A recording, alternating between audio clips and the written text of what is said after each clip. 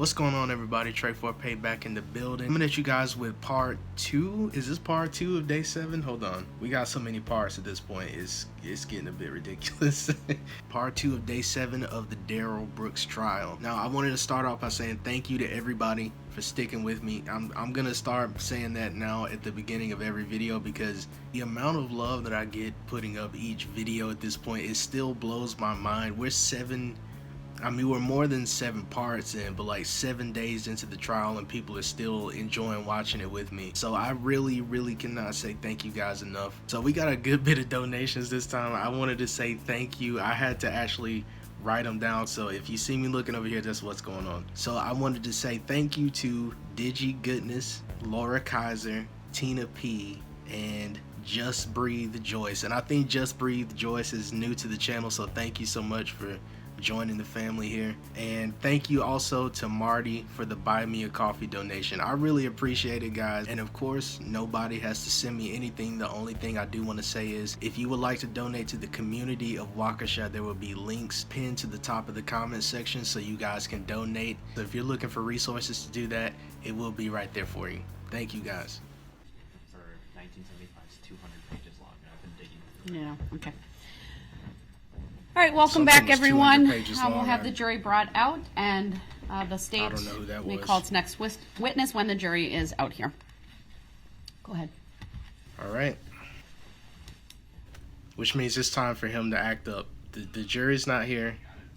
He's going to talk about like subject matter jurisdiction or something. Subject matter jurisdiction, Your Honor.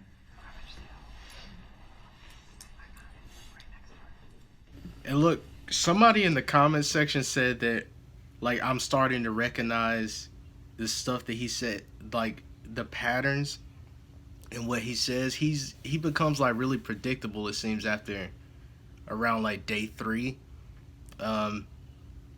He seems to follow like the same kind of routine. Anytime there's like a little opening for him to say something, he always brings it back to subject matter jurisdiction. So it's like, I know anytime there's a gap.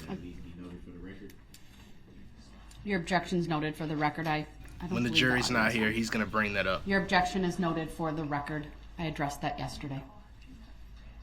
I will not be addressing it again. Was I at least heard for the record? Because you just stated that the audio wasn't on. Please ignore him. Did the record hear it? Yes. So they heard me say the subject matter jurisdiction hasn't been verified or proved yet? All rise.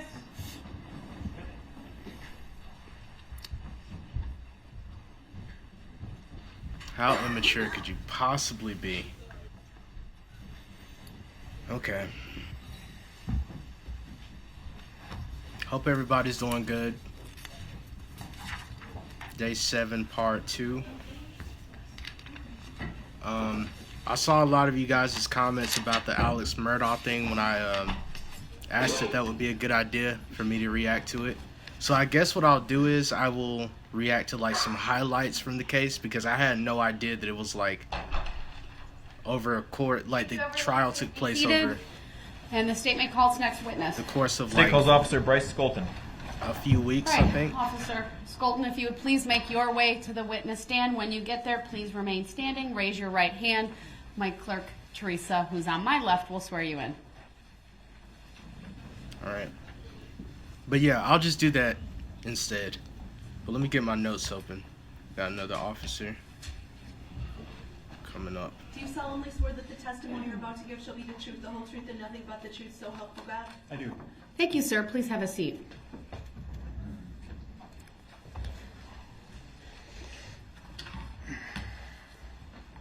The first thing I will ask you to do is to state your first and last names for the record and spell each.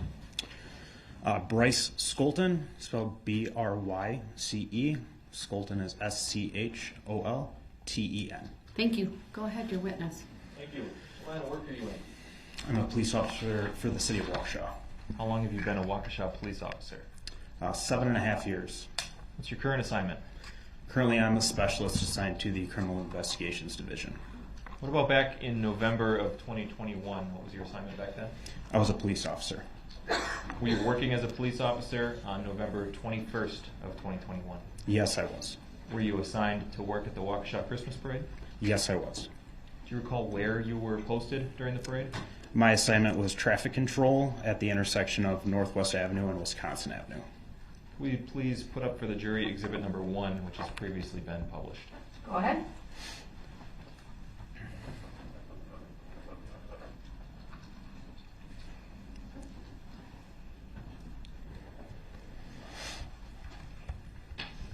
Could you circle for us the intersection where you were posted? Yes. That should be the map, right? Actually, it's a touch. Use your finger. Just use your finger. I may want to take that away.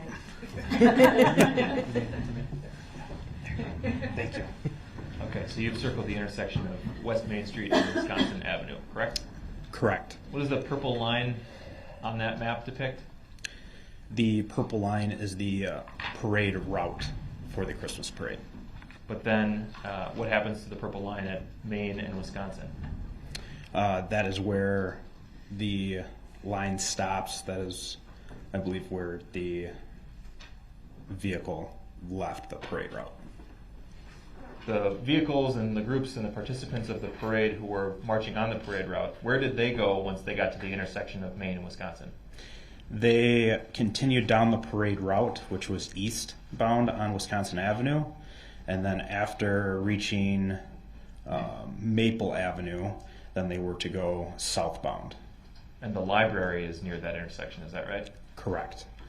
Traffic coming eastbound on Wisconsin Avenue from the west, were they able to get through the intersection where you were posted?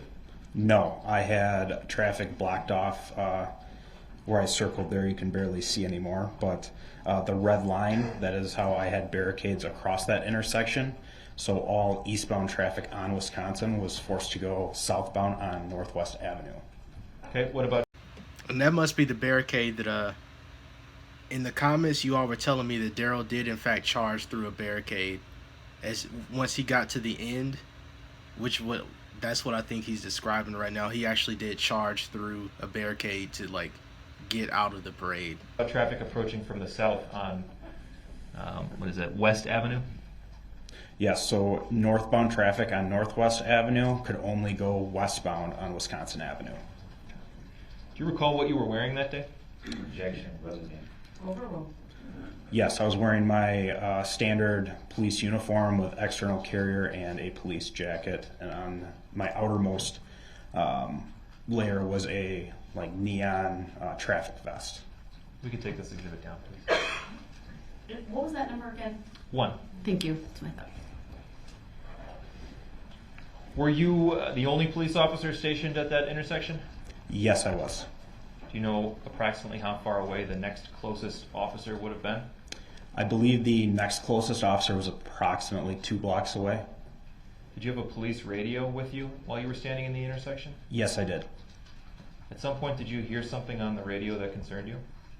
Yes. Describe that for us.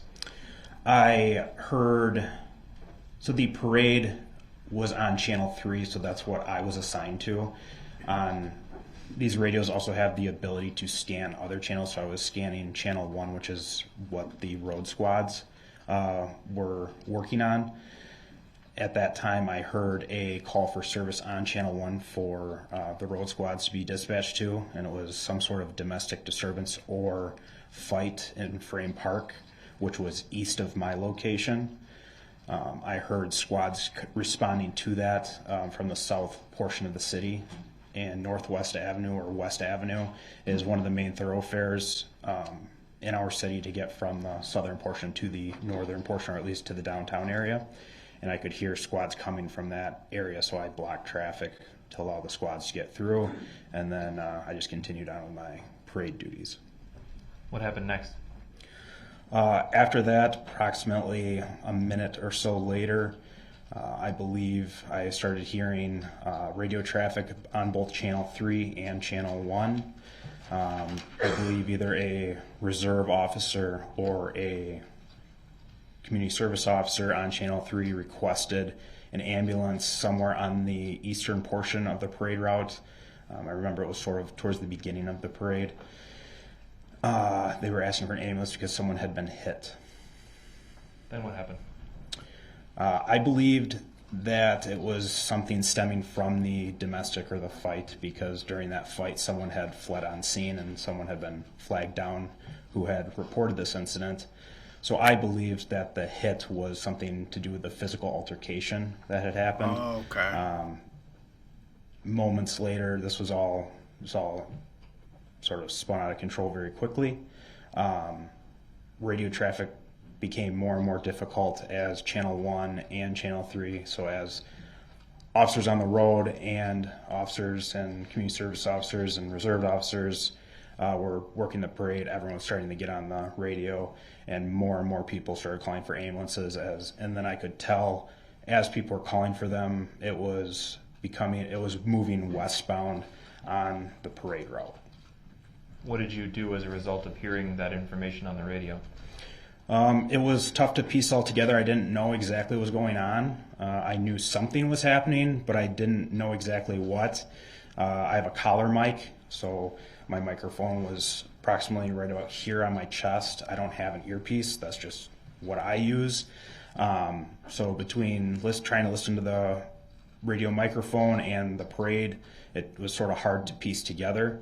But after a few minutes, I realized something was happening. I began walking away from my post, and I walked past my barricade sort of into the parade route.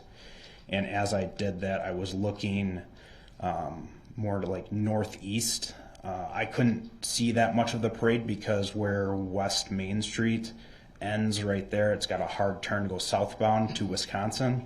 So I could only see approximately, I don't even know, maybe 100 yards or less of the parade route. And at that point, that is when I started hearing more screams. And this time it wasn't just screams on my radio, it was screams like in my vicinity that I could hear. And at that moment, I saw a red blur come past the Wisconsin House westbound and make a very hard braking maneuver to navigate the left-hand turn on West Main Street to go there, and let's put southbound. Exhibit 1. Sorry, let's put Exhibit 1 back up, please. As you're putting Exhibit 1 back up, I just want to make a record of the hand gesture he made previously when testifying about, I believe it was his radio microphone. He used his right hand, I would say about heart height, to indicate his, I believe he called it a lapel mic or something to do with his radio and where he would hear from. Go ahead. Objection. I don't think he said lapel. I think he referred to the microphone just being here and not using the earpiece. That's just. Your objection is noted. The state can seek clarification. Nobody asked you. Okay. I did my best to describe the action of the officer on Darrell. the stand. Go ahead. Thank you. Can we actually zoom in on the bottom left corner of this map?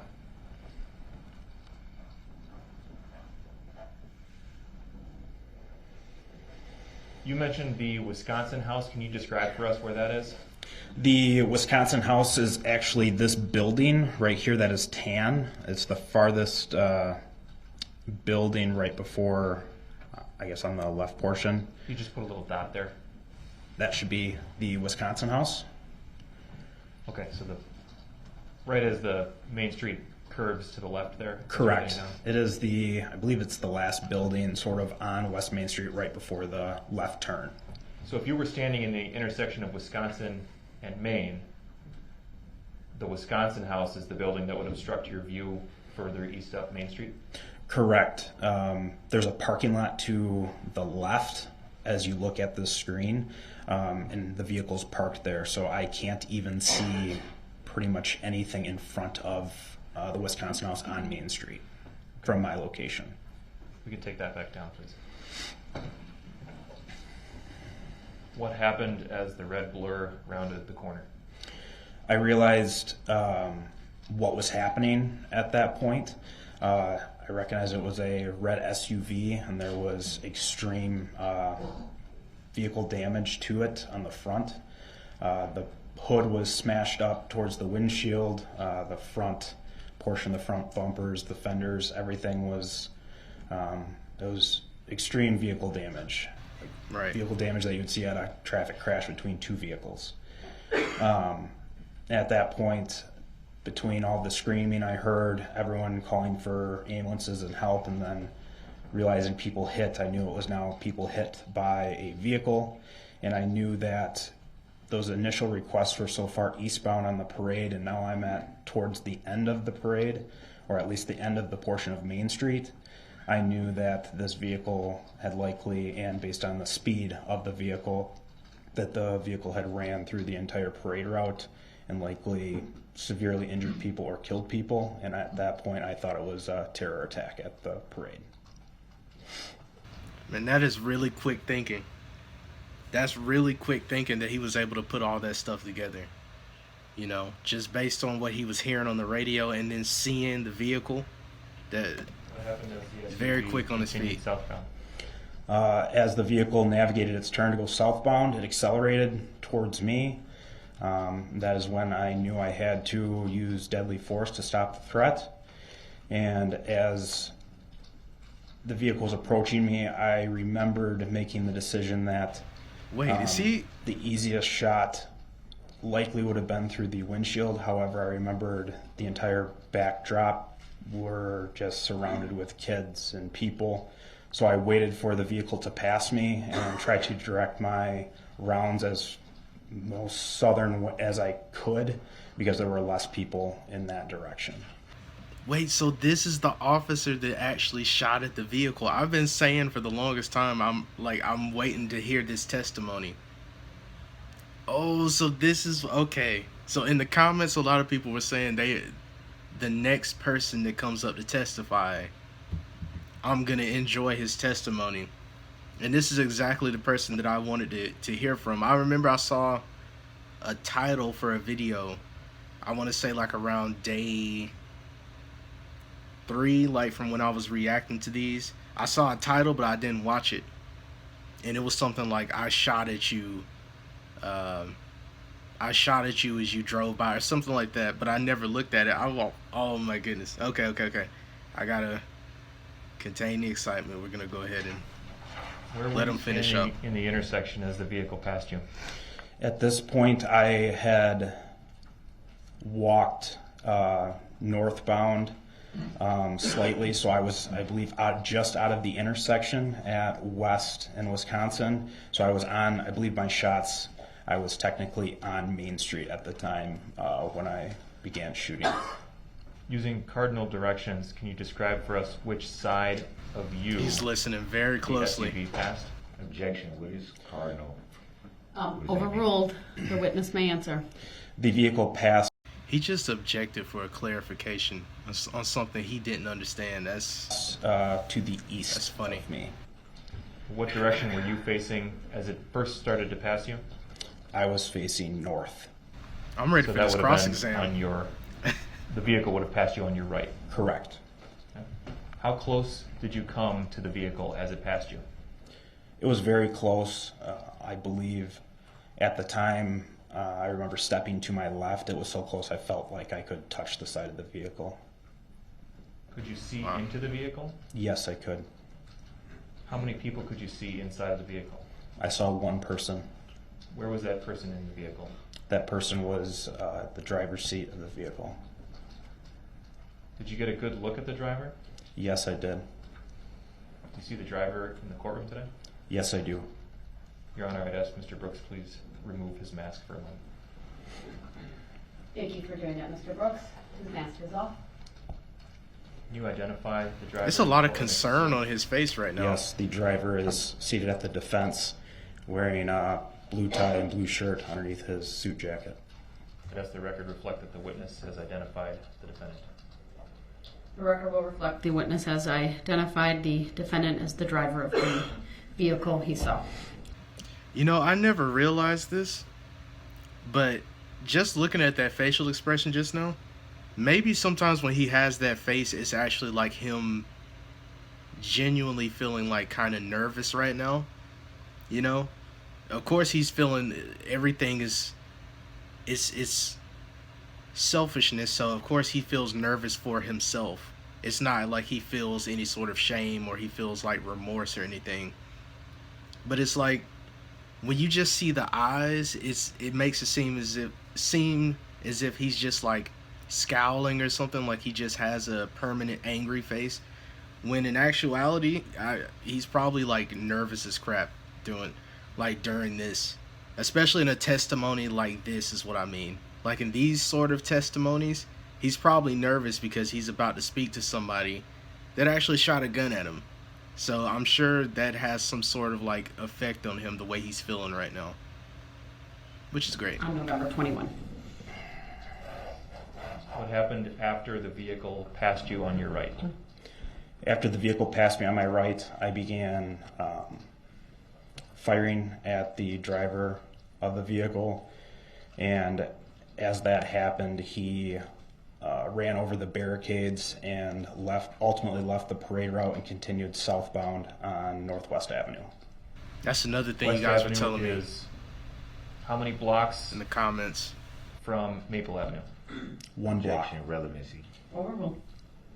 And to what direction is west from Maple? West Avenue is 1 block to the west from Maple. I'd like to show for the witness only, please, exhibit number 57. Can we clear the annotations? I have no idea where I put my phone. I can't See even a video on the screen in front of you? Yes, I do. Exhibit. We're going to play a few moments without any audio just to see if you recognize this video, okay? Okay.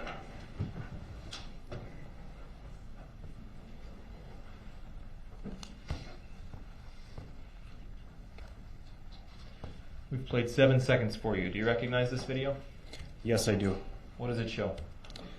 This is the vehicle that was driven by Darrell Brooks on during the Christmas parade that drove past me and I shot at. Objection.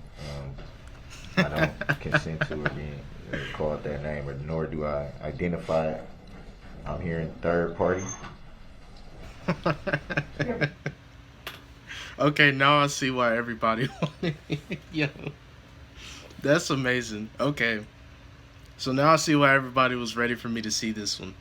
This dude does not care one bit. I can see it right now that this whole testimony, and probably with the cross-exam as well, he's going to call Darrell exactly by his name, or directly by his name. Like he's going to address him by his name every time.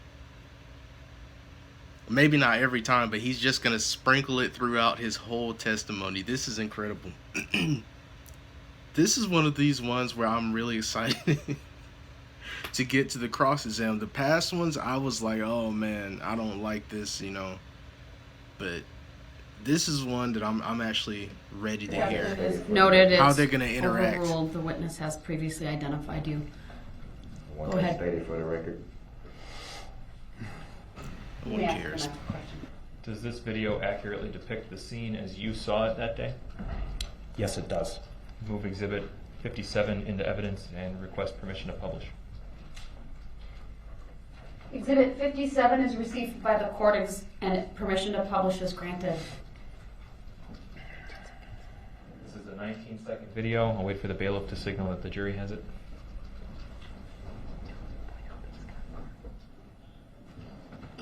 Okay. Before we hit play, I'd like you, if you can, to point out the Wisconsin house for us. The Wisconsin house is this brown brick building here on the right that has the Golden Moments Gentleman Beer sign right here. Thank you. We can clear that. And we'll I watch have no idea where my phone entirety of is. this clip with volume just write it. at regular speed.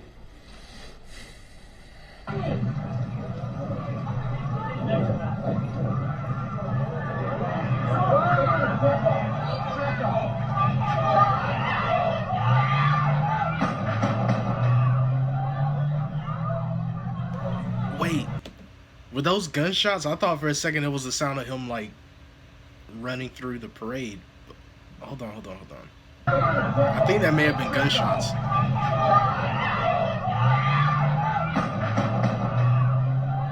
Oh my goodness. So this is the, okay, they're showing them footage of when he fired at the SUV. Okay. How many gunshots did you hear in that video? 3. Is that consistent with your memory of the event? Yes, it is. Can we pull that back up at about the 10-second mark, please. Yeah, I have no idea how him and Do you see Darrell yourself are at the gonna 10-second mark? Yes, I do. Can you circle yourself for us? You're the only person at this 10-second mark wearing a yellow vest. Correct. Okay, we can clear that, please. Can we slow this down with no audio? Slow it down to about 50%, please. And play from there.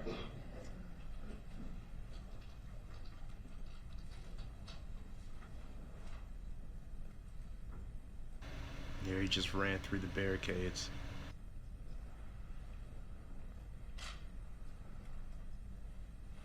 And we can pause it.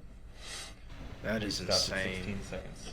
Does that portion of the video accurately reflect what you did that day? That is correct. Okay. I'd like to show for the witness only, please, exhibit number 170. Go ahead. Do you recognize this photograph? Yes, I do. What does it show? This shows the vehicle damage that I observed when I first saw the vehicle as it was coming towards me. This is the vehicle that was, again, driven the Christmas parade by Darrell Brooks.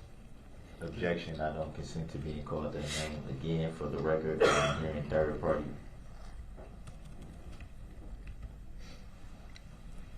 The For the objection, record. it's on the record. Does this appear to be a screenshot from the video we just watched, exhibit 57? It does appear so. And again, this is then an accurate depiction of how the vehicle looked that day? That is correct. I move exhibit 170 into evidence and ask to publish. Objection, relevancy. Overruled. Exhibit 170 is received. Permission to publish is granted.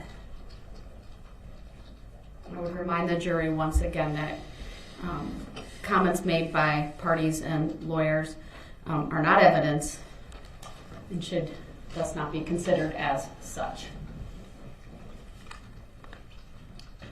Now I'd like to show for the witness only exhibit number 169, please. Go ahead. Man, look at the front.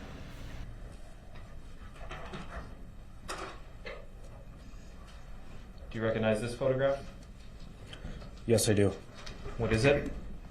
This is that same vehicle. It appears to be just moments after that first picture we just were shown. Does this appear to be a screenshot from the video in exhibit 57? Yes, it does. Is this an accurate depiction of how the vehicle and the driver looked to you that day? Yes. Move exhibit 169 into evidence and ask to publish. Objection. Exhibit 169 is received. Permission to publish is granted. Objection. Noted. Overruled.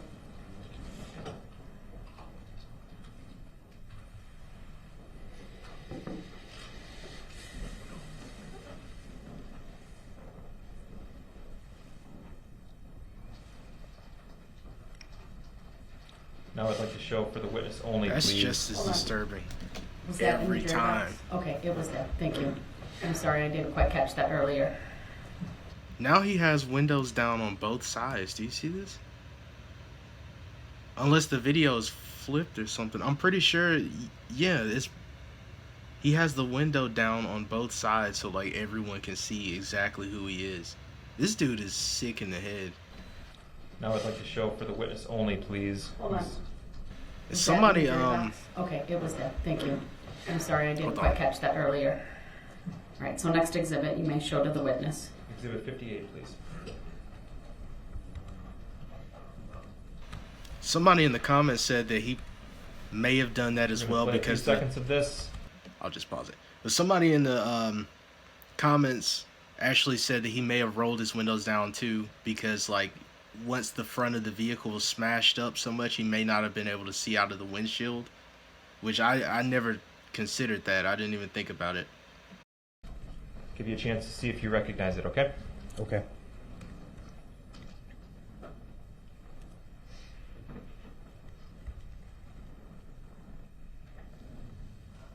Okay.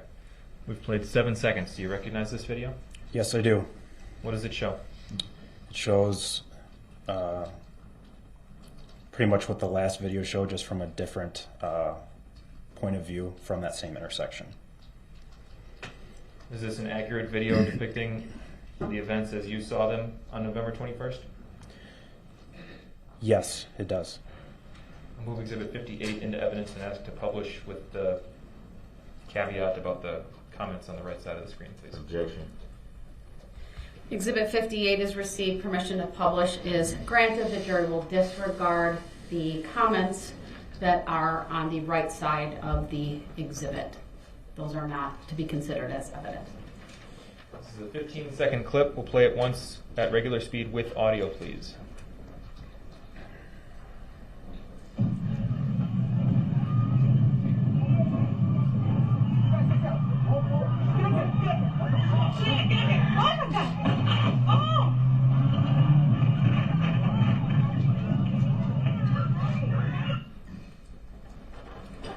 We see the barricades at the end of that clip, is that right?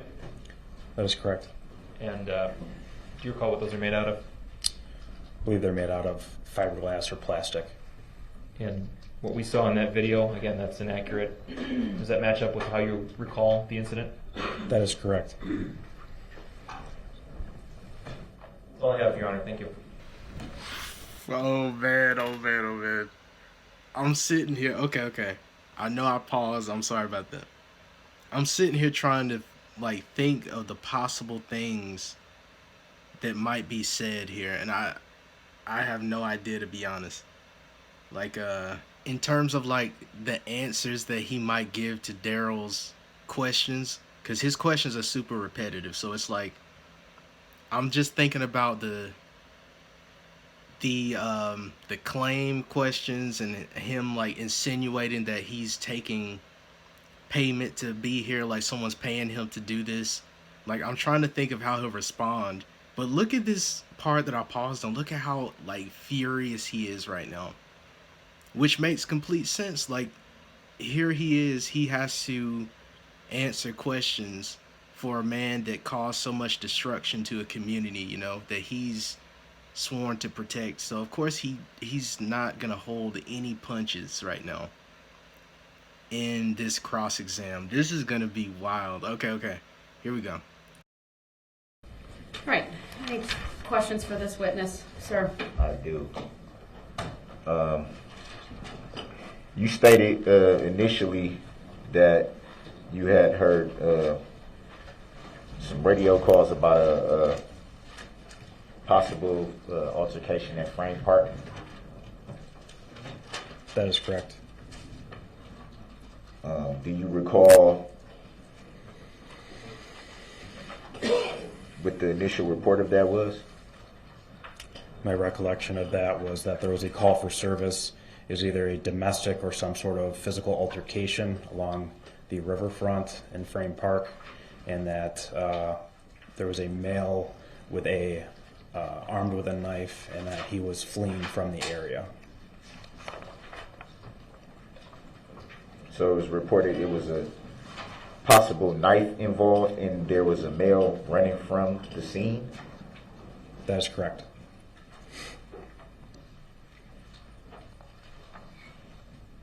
And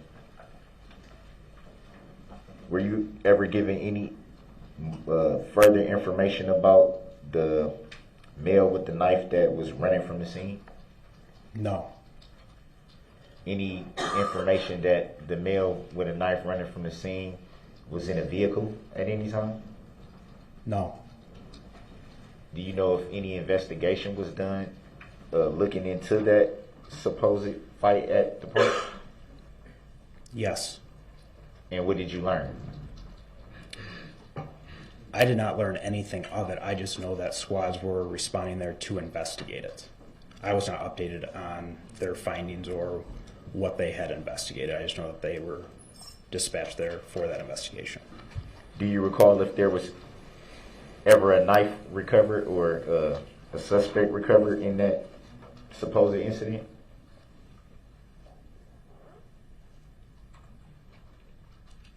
Do you mean like how much later do I know? Like what I know now? At any time.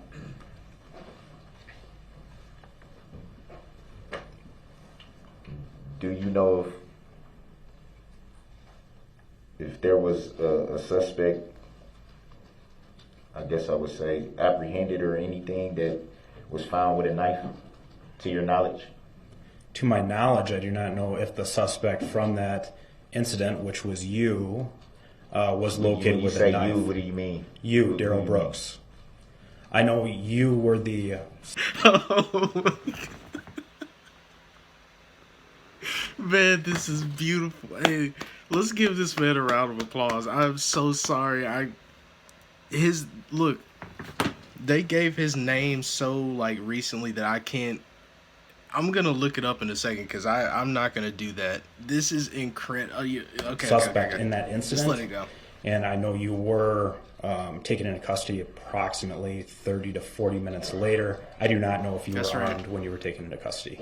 I'll let the record reflect that I do not identify by that name, nor do he didn't say a name. He said you. Individual by that name. I'm here in third party. The record's noted, although the jury will disregard the comments, they are not evidence in this case. Next question, please. At the time, you said, did you respond to that incident at the park? No. So how can you know who was involved with it if you didn't respond yourself? Because you stated at any time this investigation took a long time to complete, and from this investigation we determined that you were the suspect in that investigation. You determined that? I did not, no. Okay.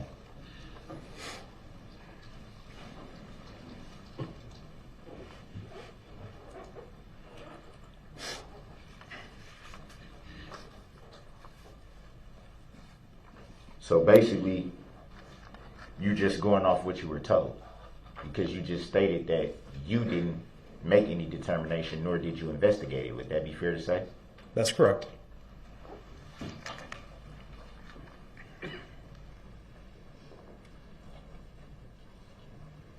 You also gave, and when you were asked the question of,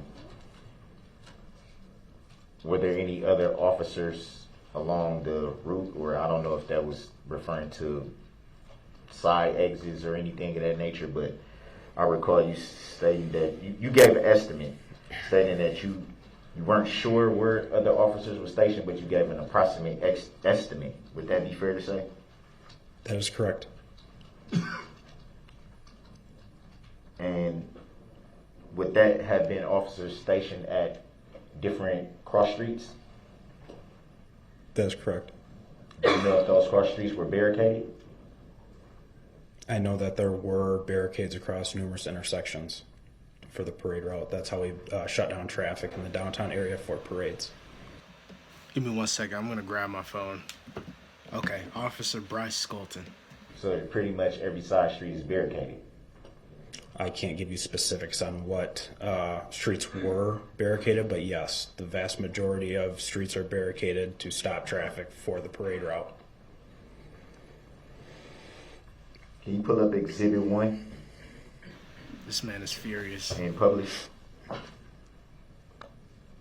The state would please do that. Thank you.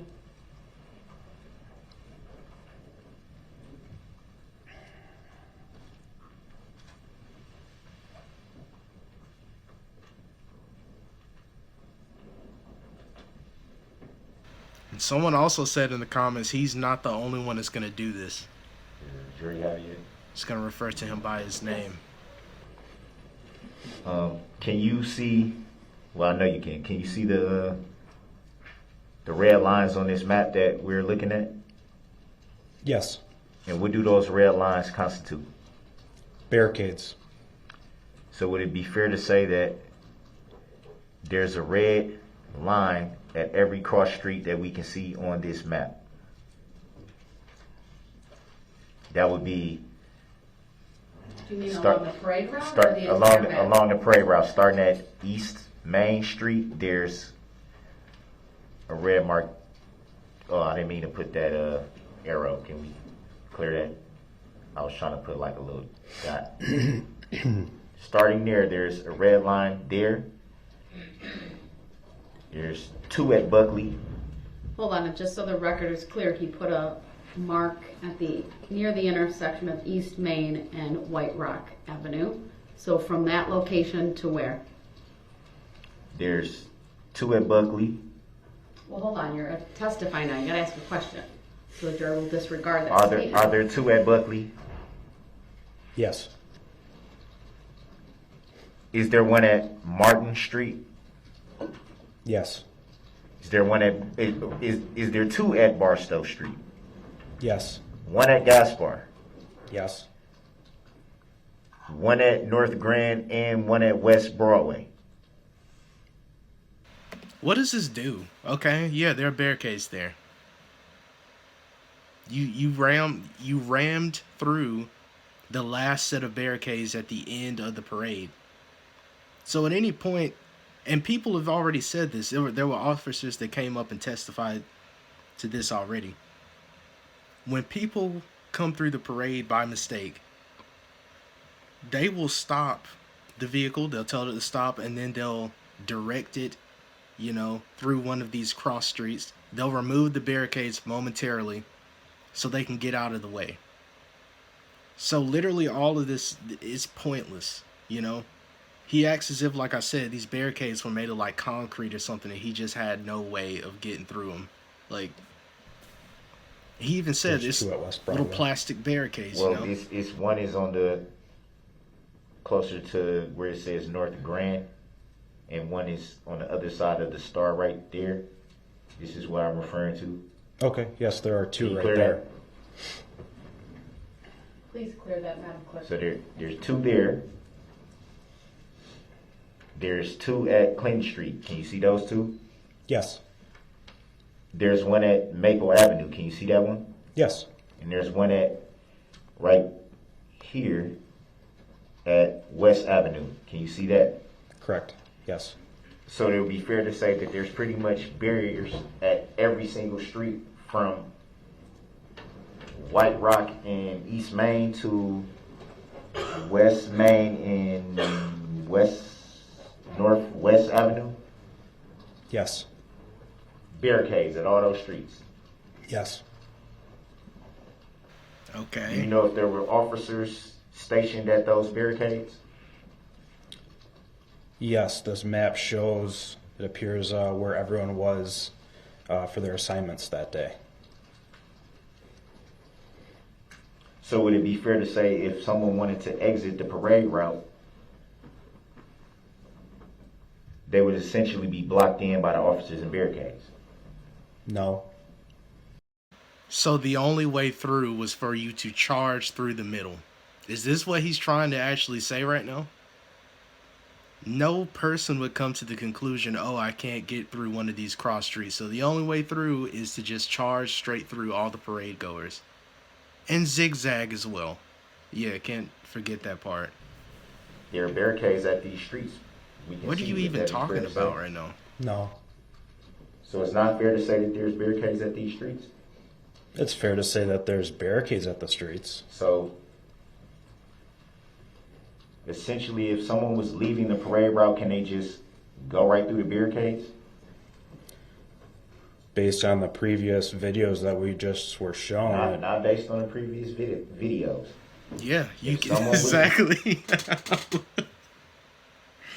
Man, this is okay. But that's exactly what I'm saying. That's what you guys were saying in the comments as well.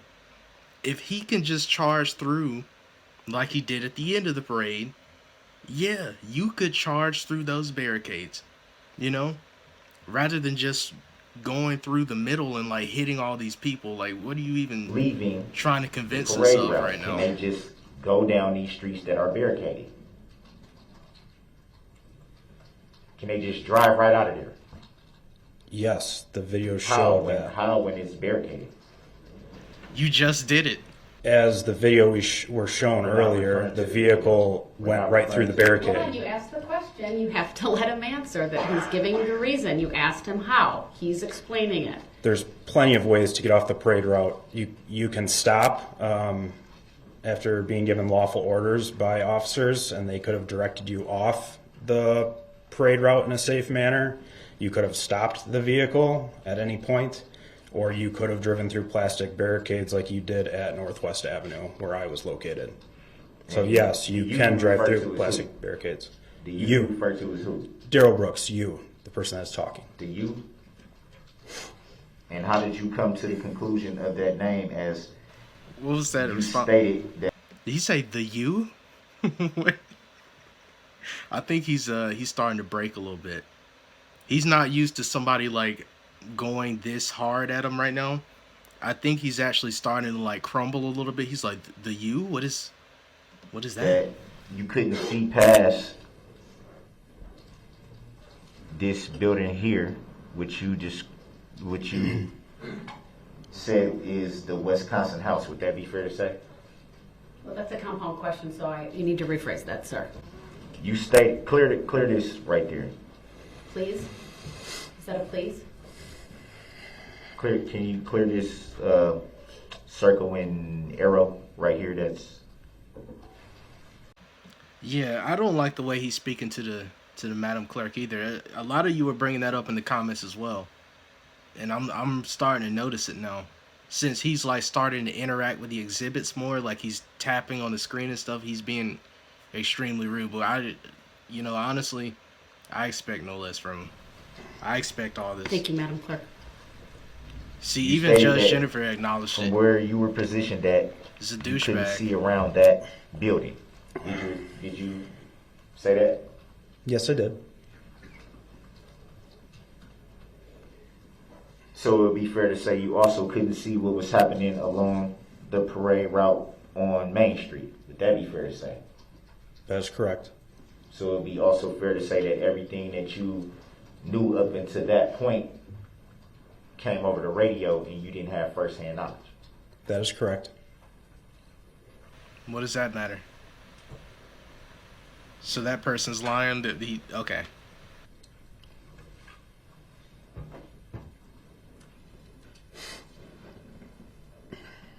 You also stated that after a few minutes of hearing these, I guess, radio reports, you said after a few minutes, you noticed something was going on. Do you recall from the reports how long this vehicle traveled along the parade route? An estimate of the time that it traveled down the parade route?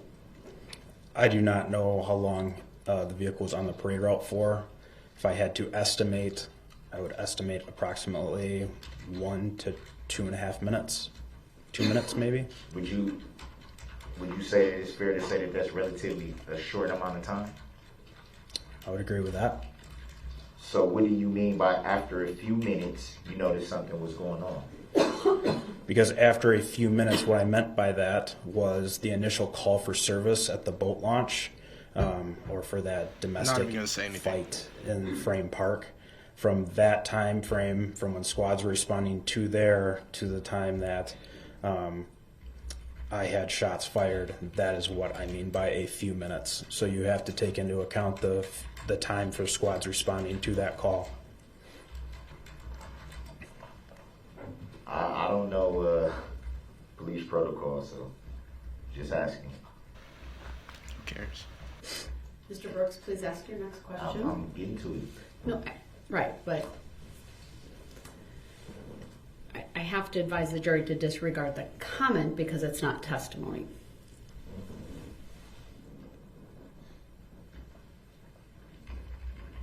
I think he's starting to crack a little bit. Stated that. Well, let's go to. Yeah, go ahead. You don't need. Do you need that? We're gonna turn it off. Yeah, you can take that down. Sorry about that. All right, thank you.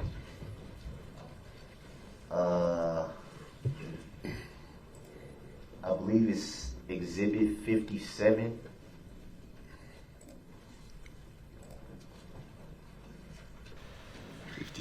Pull up Exhibit 57.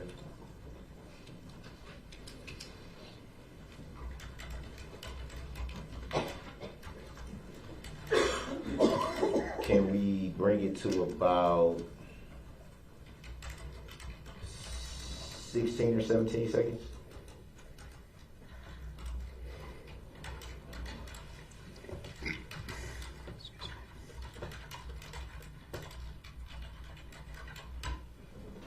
Really happy the jury is seeing this stuff right now.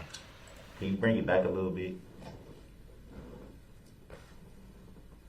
Just the fact that they're seeing him positively ID him so many times. Like, I mean, it really only takes one, you know, I'm sure. But it's like just them seeing that this officer is so sure that he's the one that drove the vehicle. He's like 100% positive that he's the one that drove the vehicle. Just seeing all of that accompanied by, you know, as much as Darrell, like, it's painful to see him act crazy, you know, during the trial. It's like the only good thing that I can get out of it is I'm like, okay, I'm glad at least the jury is seeing that, like, someone that's this unhinged would definitely do something like this. So we have the right person. Because no adult would behave this way just in like a normal, you know, just whenever he's asked like simple, when they request him to do simple things such as, hey, just be quiet, let me finish, you know, when Judge Jennifer says, can you just be quiet? This isn't the time to bring up those issues that you're having with this form or this ICF you submitted. He still pushes through like a spoiled kid. So it's like, I'm sure when the jury, even though that stuff is outside of the presence of the jury, but he has these moments where he just talks anyway. He doesn't care. He just tries to bulldoze over everybody, and so we can hear what he has to say like it's so important. In those moments, I'm happy that they hear it, you know, because I'm sure that influences their decision, or it influenced their decision when it came to like the final verdict. One more second. That's the only silver lining with this. Derek, can you pause it, Derek? Would it be fair to say that those are barricades that are laying in the street there? Very rude. Correct. Any idea why they were not standing up? Yes, I do. What would be the reason? It was very windy that day, so when they were standing up how they normally are, they kept on blowing across the street. So we tilted them on their sides so they wouldn't get blown across the road, and they would still stay up there and block traffic. Makes sense. They would be able to block traffic by laying down? Yes, they serve the same purpose. Watch, he's gonna pretend as if, well, how could you see them if they're laying down? How would you? But they would be able to block traffic by laying down. They wouldn't block them anymore unless if they were standing I guess up. I don't understand what your question is here. Would it be much more easier to see them if they were facing upright than laying down? I think the height difference between them laying down and being upright is probably quite minuscule, because as you see, the legs that are now up in the air are approximately the same height as what the bar would be if they were standing up how they normally are. And you come to that conclusion how? Based on my training experience after deploying barricades on numerous events and working several parades in my work history. So you would estimate that a barricade facing upright and a barricade laying down would be the same height? Approximately.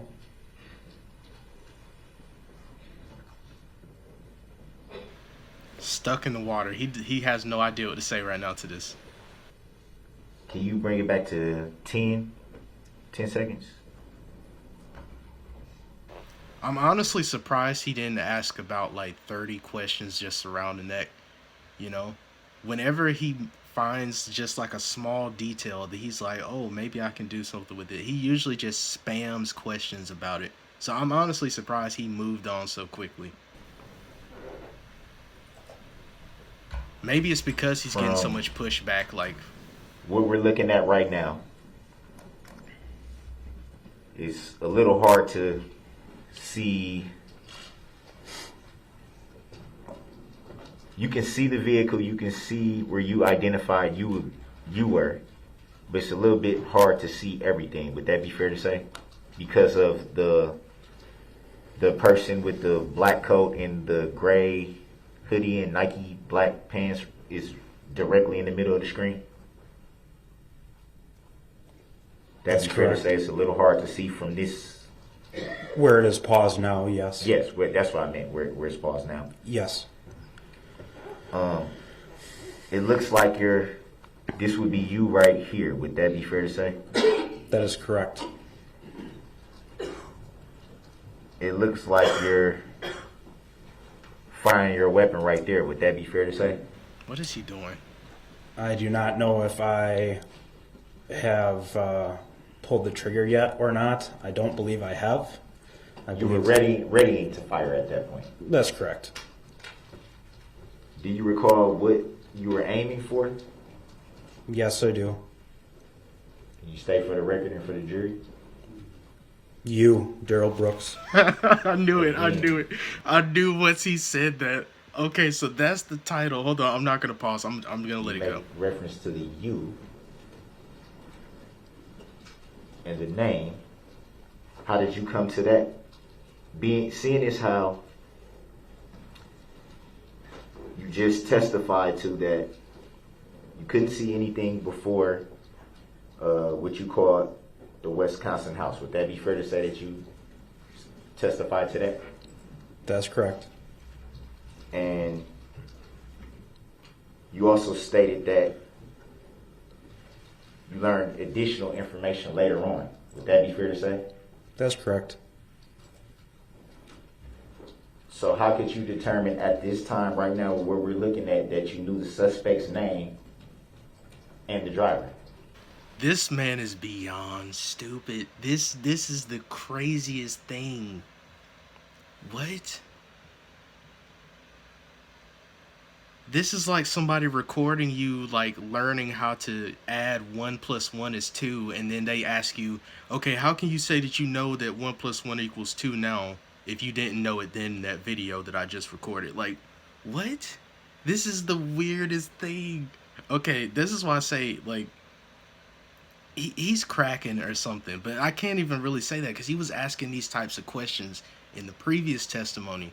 Just make no sense whatsoever. Because you keep referring to you and then you saying the name. How did you have that information at this point that's paused right here that we're looking at? I didn't say at that time I knew your name. You referred to the name. Did you not? That's correct. So how were you able to obtain the information about a name? I did not know your name at the time I shot at you. Who's the you were referring to? Darrell Brooks. Again, you say a name that you haven't answered how you came to that. He's not folding, Darrell. You are Darrell Brooks. He's trying desperately to explain himself out of being himself. He's trying so hard to explain his way out of being himself. You can't do it. Were you told this? Yes. By whom? I do not know who told me. Ultimately, I just know that throughout the course of the investigation, you were arrested within 30 or 40 minutes, and you were identified as Darrell Brooks, who was the suspect in this incident. So you either had to hear that name from either a report that you heard or someone told you. How did you come to the conclusion of the name? I'm assuming someone at the police department told me your name. This is so ridiculous that he's even smiling right now. He's smiling because, okay. And you don't recall who that was? No. Even though you can cite the name so clearly and identify it and keep stressing it and stressing it, and you don't recall how you learned the information of the name? That is correct. So is it fair to say that you're just using the name based off what you're told and not what you were aware of? What are you asking me? Is it fair to say that you're identifying this name based off of what you told and not what you knew?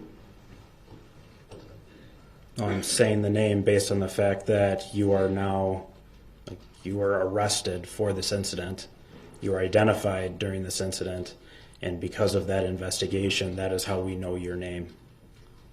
Would it be fair to say, and obviously you said you've been in law enforcement for 7.5 years, correct? Correct. I'm sure you've done a lot of investigations in that 7.5 years. Is that fair to say? Correct. So you do understand that during a police investigation, he's going to tell him how an suspect investigation is done. Is innocent until proven guilty. Would that be fair to say? That's correct. And so with that knowledge, why are you so adamant about the name of the suspect that you just testified to not being aware of at the time? That you testified to, in fact, being told? I'm sorry, I'm confused by your question. Can you say it again? I think it was clear, but I'll say it again. Thank you. Well, I'll say it this way. You testified to not being aware of the suspect's name at the time. Correct. You also testified to being told of the name, correct? Correct. I don't know how I came about your name. I would assume it was through the investigation at the police department. And were you, in fact, part of that investigation? No, I was not. So how do you know my name? It would be fair to say that by you using a name, you would not be sure. How can you be sure? I'm sorry I'm laughing so hard. This is insane, though. He's really trying. He's trying so hard to make this make sense. That his own name is not his name. I'm sure when they found him, maybe he had his wallet on him or something. I gotta go back and look like at the footage when he got arrested at the at that man's house, the doorbell footage. But I'm sure he had his ID or something, and they were like, "Oh, your name is Darrell Brooks," or he probably even said, "Yeah, my name is Darrell Brooks." During the arrest. This is very, very silly. I see why everybody wanted me to see this. It's been asked. Look, they're laughing too. It's been answered. It's argumentative. The objection is sustained. Please ask your next question.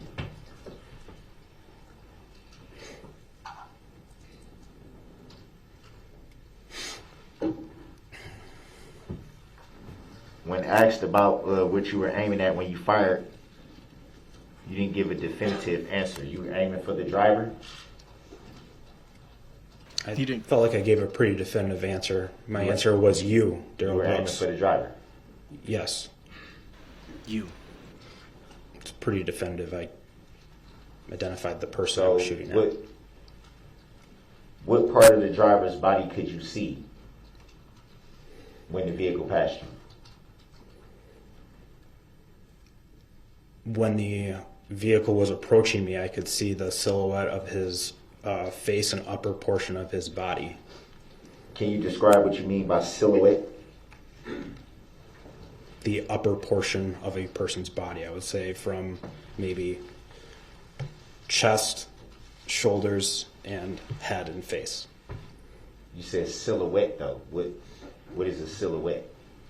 The outer portions of what would be like your shoulder down, your arms to your chest. The silhouette would be the outer portion of it. That would be the upper half, not the silhouette. What do you mean by silhouette? The objection is... Darrell is unraveling things again. Here we go. He's unraveling the whole Mr. Brooks is not testimony. asking a question. It was argumentative.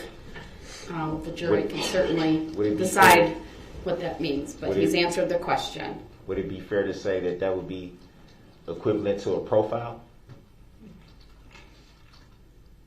What do you mean by a profile? A profile would be sort of like a side angle view. Would it be fair to say that a silhouette would be more of an outline that would be kind of similar to a profile? I don't know exactly what you're asking here, but I can tell you when the vehicle was driving towards me, I could see your face, and then as the vehicle drove to my right, yes, then I saw the side of your face, and so then, yes, as a vehicle passes you, you see different portions of the driver, I guess you could say. And so you aim towards what you can see? Correct. So that would be the upper part, as you say, you said the shoulder, you made I think it was your left hand pointing to your right shoulder, shoulder and up. There you go, Darrell. Silhouette, as you say. That is what Very I good. could see when you were driving at me. You asked me He's what starting to I get could it. see of you, and that is what I could see of you in the vehicle when you were approaching me. The question now, though, is that what you aim for? I was aiming at you, yes. At what you can see? I was aiming at you in the driver's seat, yes. Shoulder, as you pointed to, and up, correct? Would that be fair to say? Yes. Firing a weapon of your caliber, would any of those shots be kill shots? Yes. Yes, he tried to kill Would it you. be fair to say that... Are your feelings hurt? You killed 6 people. So yes, he tried to kill you. firing a kill shot at anyone would terrify him? I hope it did. I'm sure being shot at is terrifying. Yes, it is. So it'd be fair to say you were shooting to kill? No. So would it be fair to say that, judging based on what you see, that you testified to, a silhouette from about here that you pointed to, from the shoulder, using your left hand, you pointed at your right shoulder from here up, and you just acknowledged that any one of those 3 shots could have been kill shots? Would it be fair to say that you were aiming to kill? Shooting to kill, rather. Not aiming to kill, but shooting to kill. No. So, in your estimate, what do you think you would have hit if you just testified to saying that you aimed at the driver? What were you estimating to hit? Well, my intention was to shoot you in the upper portion of the body. However, my intention was not to kill you. My intention was to stop the threat that you were posing to everyone in the downtown area at the Christmas parade. You keep referring to the you again. Well, that's not a question, so. Wow, he actually gave up on it. You're not gonna rattle him to make him stop. He's going to keep calling him you, or he's going to keep referring to you as estimation, as you, acknowledging that those were kill shots. and by your name. If you connected with any of those shots, is it possible the driver could have been killed? Yes. And would it be fair to say that that's deadly force? Yes.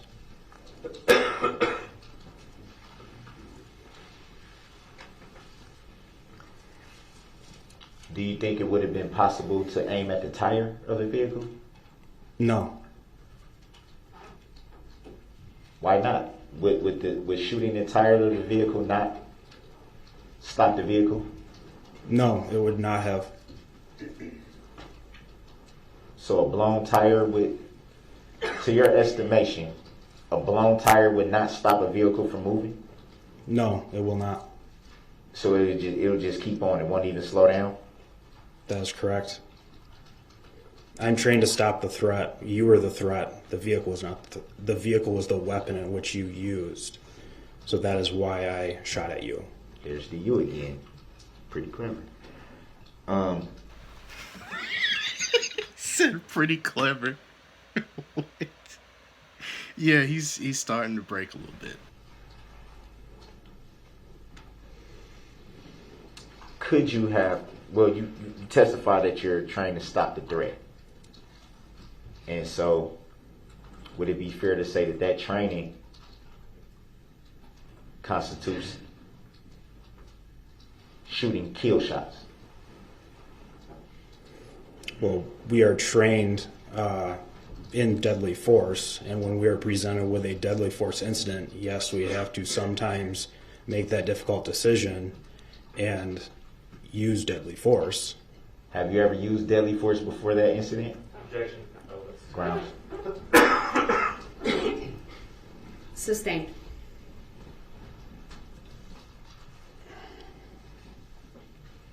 You said you're trained to use deadly force. So would it be fair to say that anytime you shoot your weapon, it would be deadly force? When it is directed at a person, yes. Were you injured in any way during the incident? No, I was not. So he had no reason to shoot.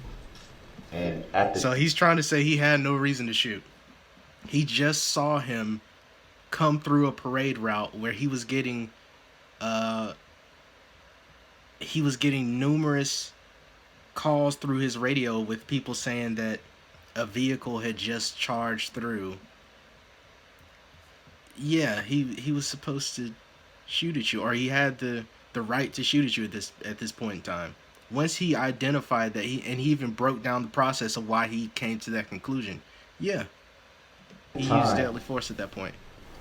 Being where you were positioned at, you've already testified that you could not see what was going on during the parade route from your position. So why did you feel the need at the time, not knowing the full extent of what was happening, to use deadly force? Because as I previously stated, based on the fact that the radio traffic for people screaming for ambulances, and as different officers were getting on the radio, and it was progressively moving further and further westbound towards me on the parade route, that, and then officers saying someone was hit, which I initially thought was a physical altercation, someone being hit, but it was a vehicle versus person hit. Based on that, the vehicle speed at which, yes, I could not see it down Main Street. I only had a couple seconds at most until the vehicle from where I saw it was to my location. So based on the amount of vehicle damage, I knew the vehicle had been striking pedestrians in the roadway, and because of that, that's a deadly force incident. So that is why I deployed deadly force. So you said you knew what the vehicle had. You knew. You said it multiple times. You knew. Yes. How could you know if you could not see around the position that you were positioned in? How do you know that? Because based on the speed of a vehicle on a closed roadway during a parade, and people running out of the way so they did not get run over right in front of me, between all of those things, I knew what had just happened, and that is why I had to take action. And you knew based on the radio reports? I would say everything that I had just previously described, all of that encompassing, yes, that led up to my decision making into, yes, now I knew what had happened. I did not know previous to that what was going on. I did not know there was a vehicle on the roadway until I saw it. And it all made sense when I put everything together. When you saw it, by the time you saw it, as you said, it was a couple of seconds. So at that point, did you observe the vehicle strike anyone from the time that you saw it? No, I did not. I was focused on the vehicle, so I just remember that there were a ton of little kids and adults on the sidewalks. I knew there were a lot of children right in the roadway right there. And I remember seeing people like running, but I wasn't really paying attention to the people. I was just focused on the vehicle. So it was really all I was focused on at that point. You weren't paying attention to any other people? That was not my primary focus. Watch there. Why not? If you're an officer of the law, aren't they supposed to be your main focus? I'm so serious. I have a feeling that's what he's about to say. No one was struck from the time you saw the vehicle? Yes, after looking back, after videos later on throughout the investigation. No. From which you saw, from which you observed with your own eyes. No, I can't recall ever seeing someone hit right in front of me. No, I do not recall that. Does the exhibit videos that you saw here today, does anyone get struck in those videos that you saw today? No, not that I saw today. What is that supposed to mean, though? shoot to kill. That's correct. Actually, correction, I shot to stop the threat. If ultimately you would have been killed from that, that is a possible outcome. But you did testify that there were kill shots, did you not? Objection. Argumentative. Sustained.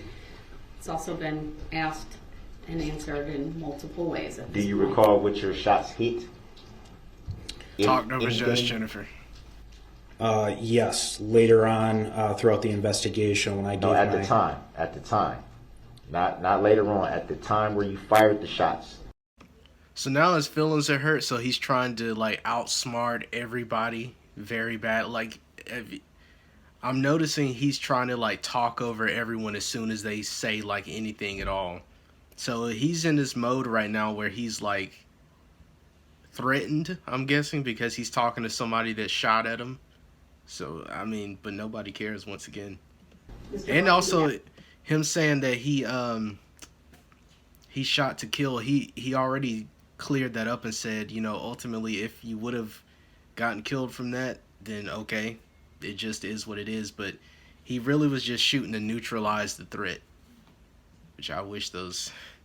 Asked a question. I wish, okay, I'm not gonna... So you have to I let... was trying to give him clarification. But you have to let him answer the question that you asked, and if you feel the need for follow-up, then you can do that, or ask a very specific question. But I'm allowing him to answer.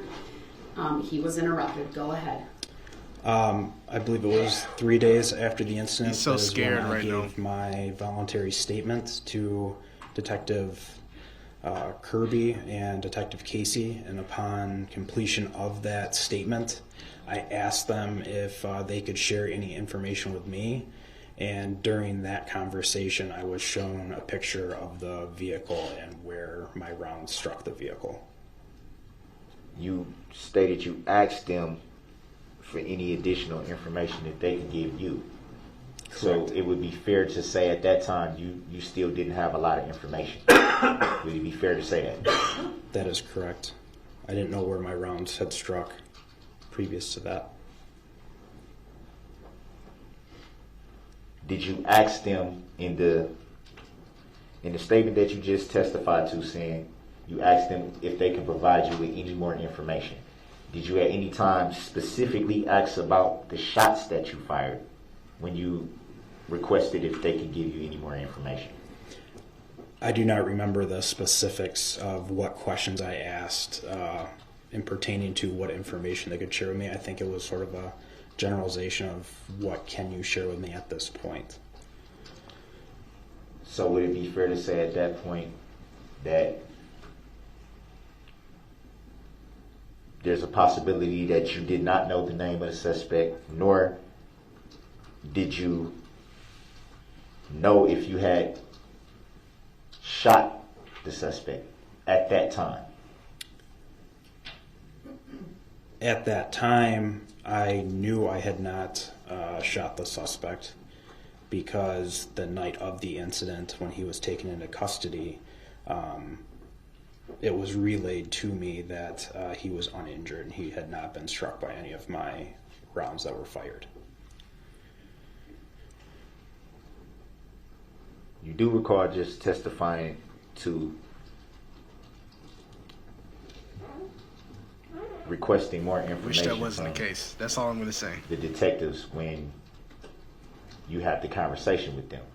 Is that correct? That is correct. And you said that you don't recall asking them about if your bullet struck someone. Is that correct? That is correct. So the day I met with Detective Kirby and Detective Casey, that was, I believe, 2 or 3 days after the incident, Mr. Brooks was taken into custody the night of. So when I was still at the police department, I knew that he had not been struck. So I think we're dealing with the questions I asked of the detectives. That was not the same night of the incident. I'm sure you asked, you didn't say it, but you said you don't recall the information that you requested. Would that be fair to say?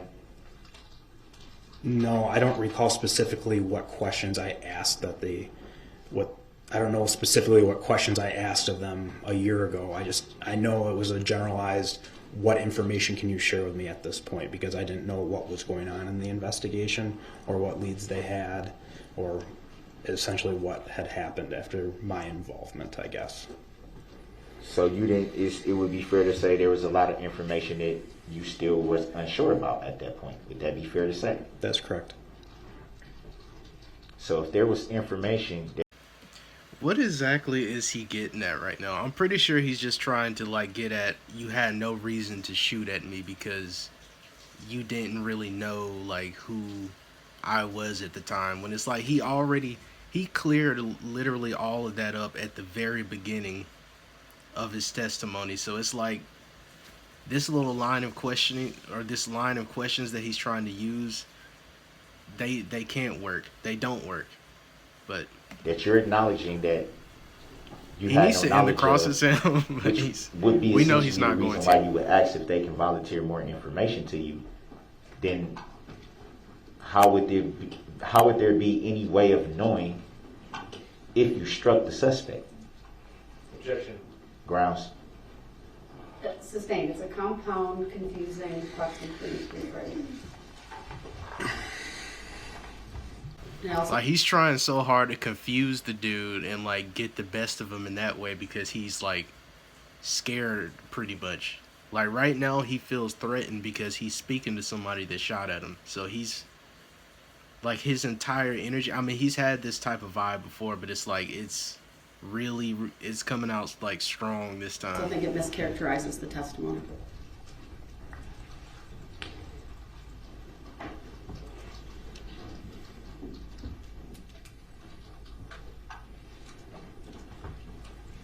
Wonder if we're gonna get some sovereign citizen stuff. Let's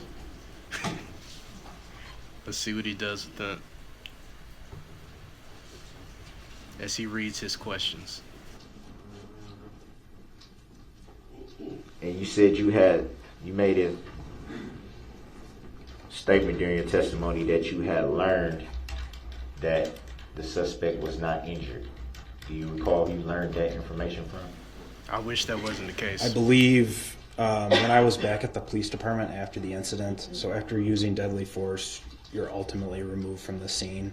When I was at the police department, I was with a support officer and another detective, and at that point, I was still answering questions for investigating officers for what I saw, what I knew, what I saw in the vehicle, and I believe Detective Stern was at our substation with Darrell Brooks after taking him into custody, and I was shown a photo at that point, and I know I had asked if he sustained any injuries or if anyone else had sustained any injuries from my use of force, and at that point I was not told that anyone had been struck by my gunfire.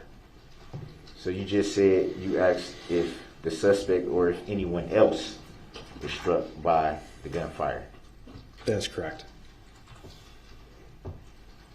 So you weren't sure at that point? You weren't sure? I was not certain at that point. I can't describe it any more than it was just pure chaos. And at that point I did not know if anyone else was injured from my rounds or up until I was confirmed that you were not injured. At that point, no, I did not know if anyone was hurt until I was told that. So would it be fair to say that, and as you just stated, you were unsure if the suspect or anyone else was injured? Would it be fair to say that there was a possibility because you did not know for certain? Objection. Grounds. Sustained. This is okay. Let's let it play. I'm just gonna let it play. Asked and answered. Next question.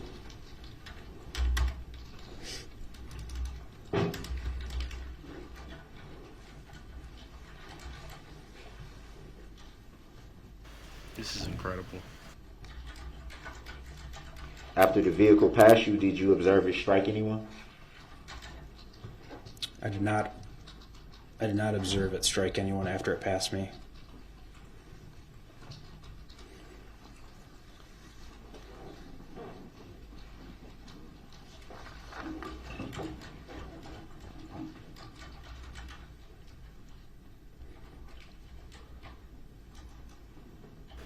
Are you being paid to be here today? I'm waiting for that question. Would you be on duty right now?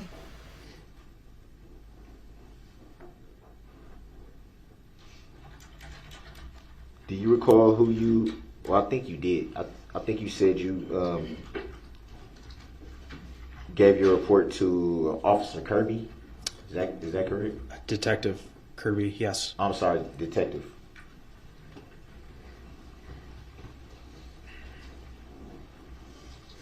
Do you recall telling Detective Kirby that you were unaware of a vehicle on the parade route and you were unaware of people being injured? Yes, I previously stated that.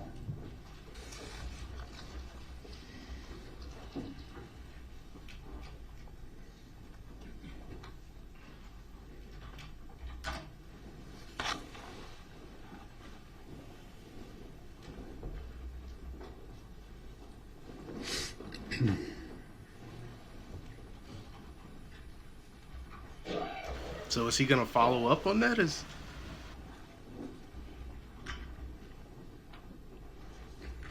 Or was that just the end of it?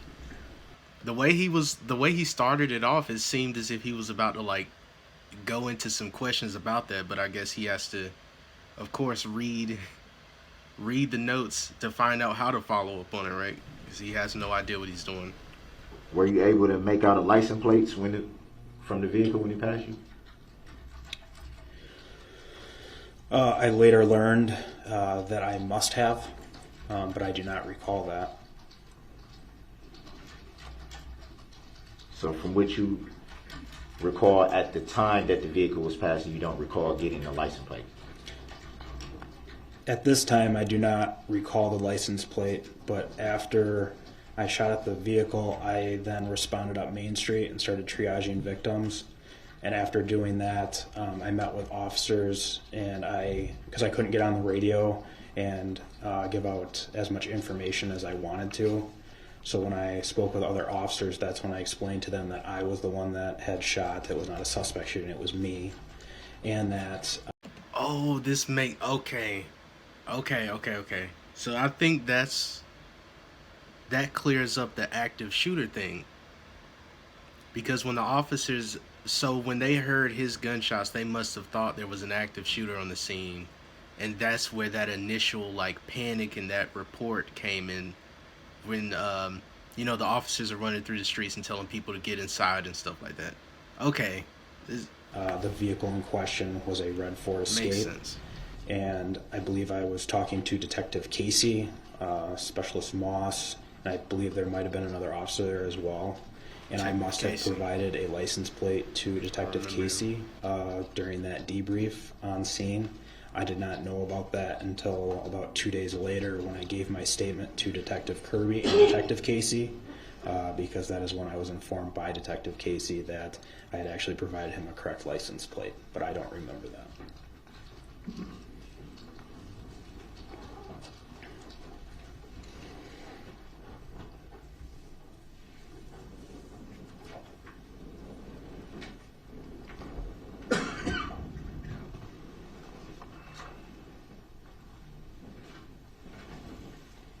Any reason why you didn't mention the license plate in your report?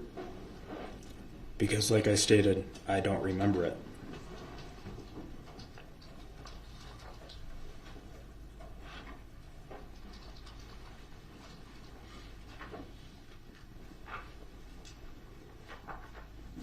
So it'd be fair to say if you don't remember it, then it's a possibility that you didn't get the license plate number. Here we go with this. Here we go. I would say that if Detective Casey is telling me that I told him on scene during a traumatic incident that I provided him the license plate of the vehicle, I'd have to believe that Detective Casey is correct. There's many things that I you do not remember during a traumatic incident, and I believe that's because your brain prevents you from remembering everything. So you would. He has to sit here and actually logically. It really is like telling like explaining stuff to like a little 4-year-old or something, you know, like he has to sit here and break down to him as to why, which like he knows this is just him trying to be annoying. But that's, describe it as a traumatic every time he like incident, smirks you while he's recall explaining it. It's funny. using deadly force and recalling what you was aiming for, but not the license plates or anything else like that. That is correct. Would it be fair to say that because you describe it as a traumatic event, that there was a lot of things that you probably don't recall about the incident?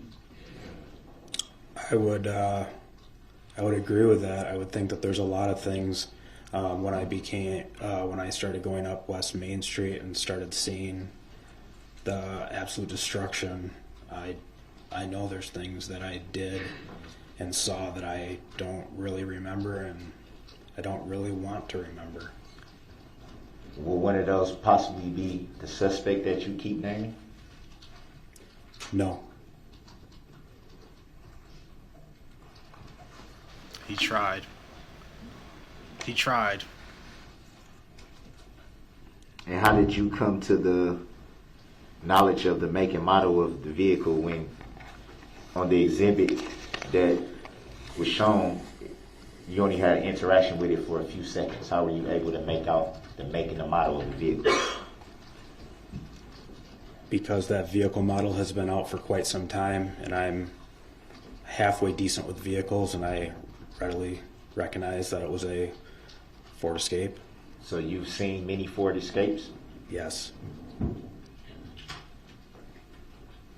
And you said the model has been out for some time, so what do you mean by that? Do you mean It's was an older 2022 model? now, and that Ford model was approximately Darrell, in this cross-exam, 2008-ish to maybe a 2011, 2010-ish, so yeah, they've been out for over a decade. And how in did this you come to cross-exam, that knowledge of that? it's getting silly now. How do you know that it's been out for a decade? How would you Estimate think of that? the years that the model could have been. I didn't consent to Would it you being agree out that for that's over a pretty decade. difficult to know just off the Shouldn't bat? be. No. Would that be fair to say? No. So it would be pretty easy to tell the make and model and year of a vehicle just by looking at it. That is correct. So it'd be fair to say if someone had a vehicle right here in front of you, you'd be able to tell just by looking at it for a couple of seconds the make, the model, and the year. Depending on what vehicle it is, yeah, quite likely. I'm decent with vehicles. What do you mean by decent? I can recognize many vehicles that are manufactured. Part of being a police officer is dealing with vehicles. We run a lot of vehicle registration plates. So when you match the registration to a vehicle on a response, you become very well accustomed to the many different vehicles that are manufactured. Did you ask? This is almost as bad for Darrell as when he was doing a cross-exam with the medical examiner, how she just outwitted him in every single facet. Like every single question that he asked, she couldn't believe that this guy knows literally nothing about his own questions, and she had to seriously break down the entire process for him. But like, this is just as bad as that, because he's trying so desperately to like fluster and outsmart this officer, but it's completely backfiring and it's making him look silly. He really should end the cross exam, but his ego's not gonna let him do it, because he just wants to outsmart him so bad here, but he can't do anything. Like, the guy just breaks it down as to why, like, what? Yeah, I recognize cars, okay? I know. Okay. At any time see the registration of the vehicle that passed you? Like I stated previous, I debriefed with Detective Casey during the incident, and he stated that I gave him a registration number, a registration plate for it. I do not recall giving him that. registration plate, but Detective Casey informed me that I provided him a correct license plate for that vehicle. Would it be fair to say that a registration kit would it be fair to say that that automatically links to the make and model and year of the car? Would it be fair to say that? That if you rent, or if we're judging by the license plates, if you were conducting a stop, and to do that you will have to run the license plates, would it be fair to say that all that information would come up in your computer when you run the license plate? That'd be fair to say? You had a lot of questions. That was a lot of okay, things. let me back up then. So if you were conducting a traffic stop, Okay. and you pulled up the license plates of the vehicle that you were stopping, Okay. would the information registered to that vehicle show in your computer? If the license plate is actually accurate and current to that actual vehicle, yes. Just so we're clear, the information would come up though. That is correct. It should, as long as the system is working.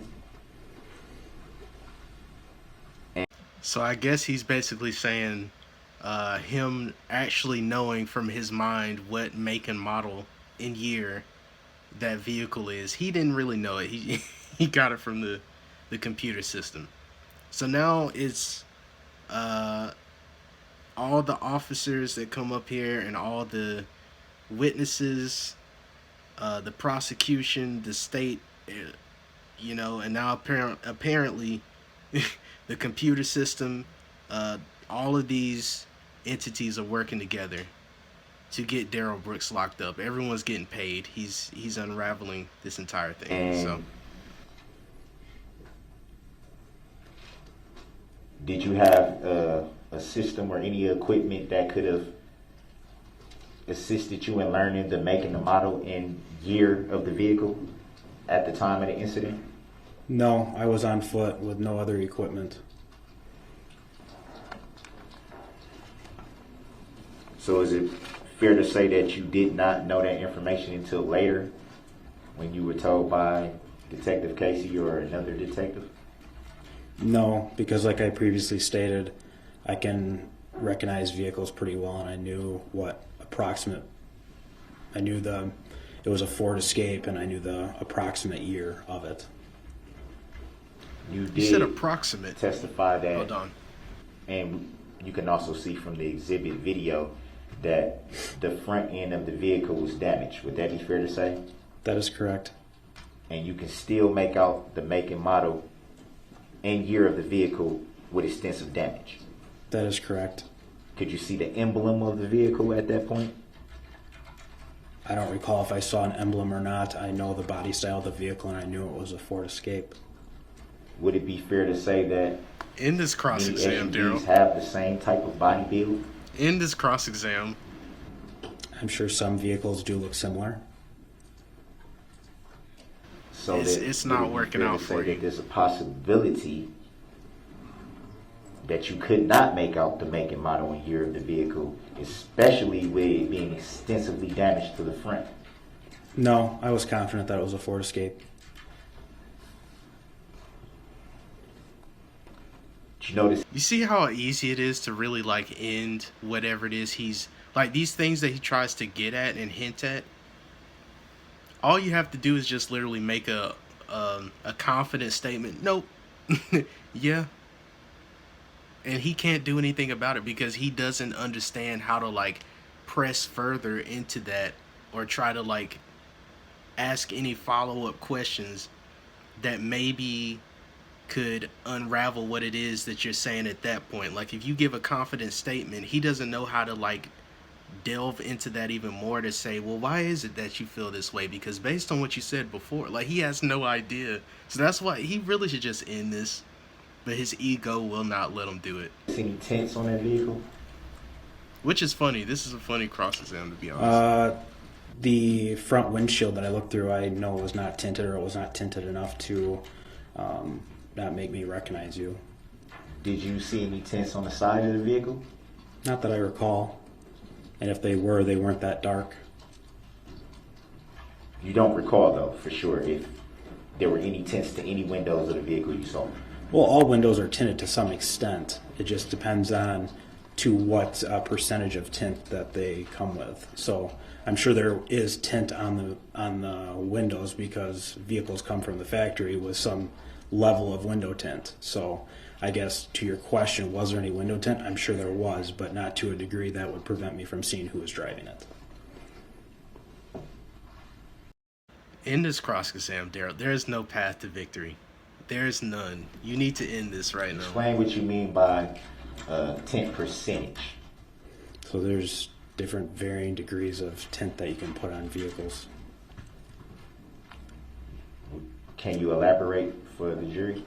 I'll object. Rounds. I'll overrule the objection. Mr. Brooks, please ask your question again. You stated that all cars come from the manufacturer with some level of tint, but you made a reference to percentage. Correct. Can you elaborate on percentage? What would constitute a darker tint versus a lighter tint? Well, you've asked two questions now, so which one do you want him to answer first? The last one, I'm sorry. So you're asking him about lighter About the tint versus percentage. darker. About the tint percentage. So like a 50% tint would be a lighter tint than like a 35% tint. So the lower the percentage, the darker the tint. That is correct. Okay.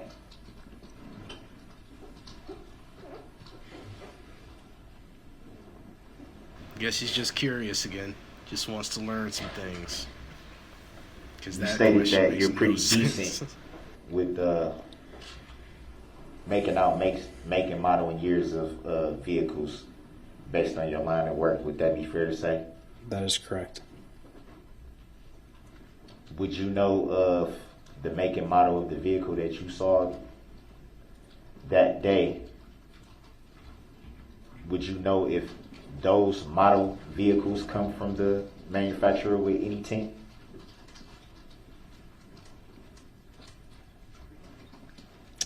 To be honest with you, I don't work for Ford, so I don't know if they come with tint, but I would assume as most vehicles, when they come from the factory, they come with some sort of tint. I believe usually the front is approximately 50% tint and the rears are usually, I think, 25 or 30 or something like that.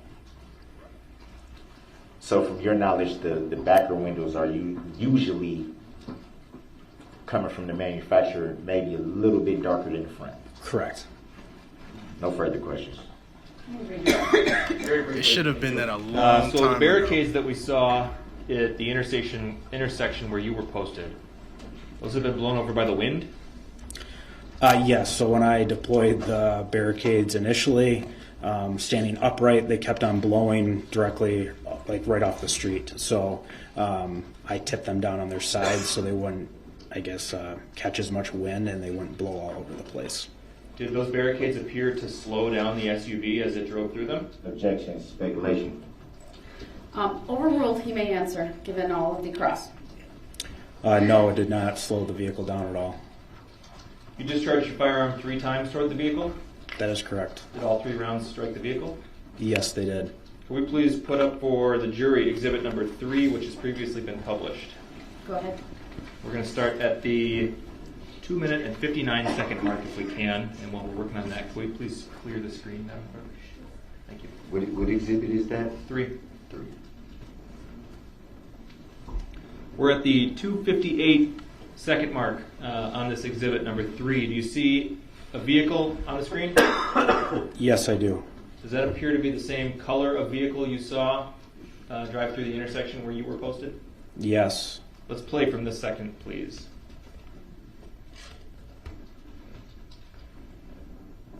Pause. We paused at 3:02. Does that appear to be the same make and model as the SUV you saw driving through the intersection? Objection. Overruled. It's clear Yes, lieutenant. it does. Is there a This is the difference video between with this Erica, vehicle and the right? vehicle you saw You attacked Erica. at your intersection? The difference in the vehicle is that there's no damage on this one. Okay, let's play again from this point. Oh yeah, this is the video with Erica.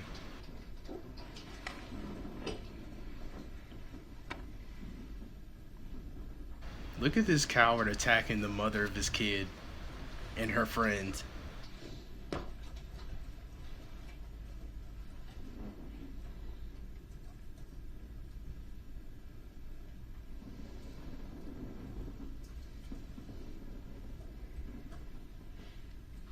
It's so crazy, like I honestly forgot, not that like this happened, but I forgot about this exhibit because it's been so much time in between. It's still just as crazy as the first time they showed it. 3 minutes and 47 seconds. Did you see a person wearing a gray hooded sweatshirt in that clip? Yes, I did. Was the appearance of that person and their clothing consistent with the person you saw driving the SUV through your intersection? Objection, speculation, 2 different incidents. Overruled. The witness may answer. Yes. Could we please put up for everybody exhibit number 120, which has previously been received and published? Go ahead. Okay. You see the photograph on the screen in front of you? Yes, I do. Does that appear to be a vehicle consistent with the one you saw driving through your intersection? Yes. And the person seated in the driver's seat, does that look like the same person you saw driving that red SUV? Yes. Can we put up for everybody, please, exhibit number 9? Go ahead.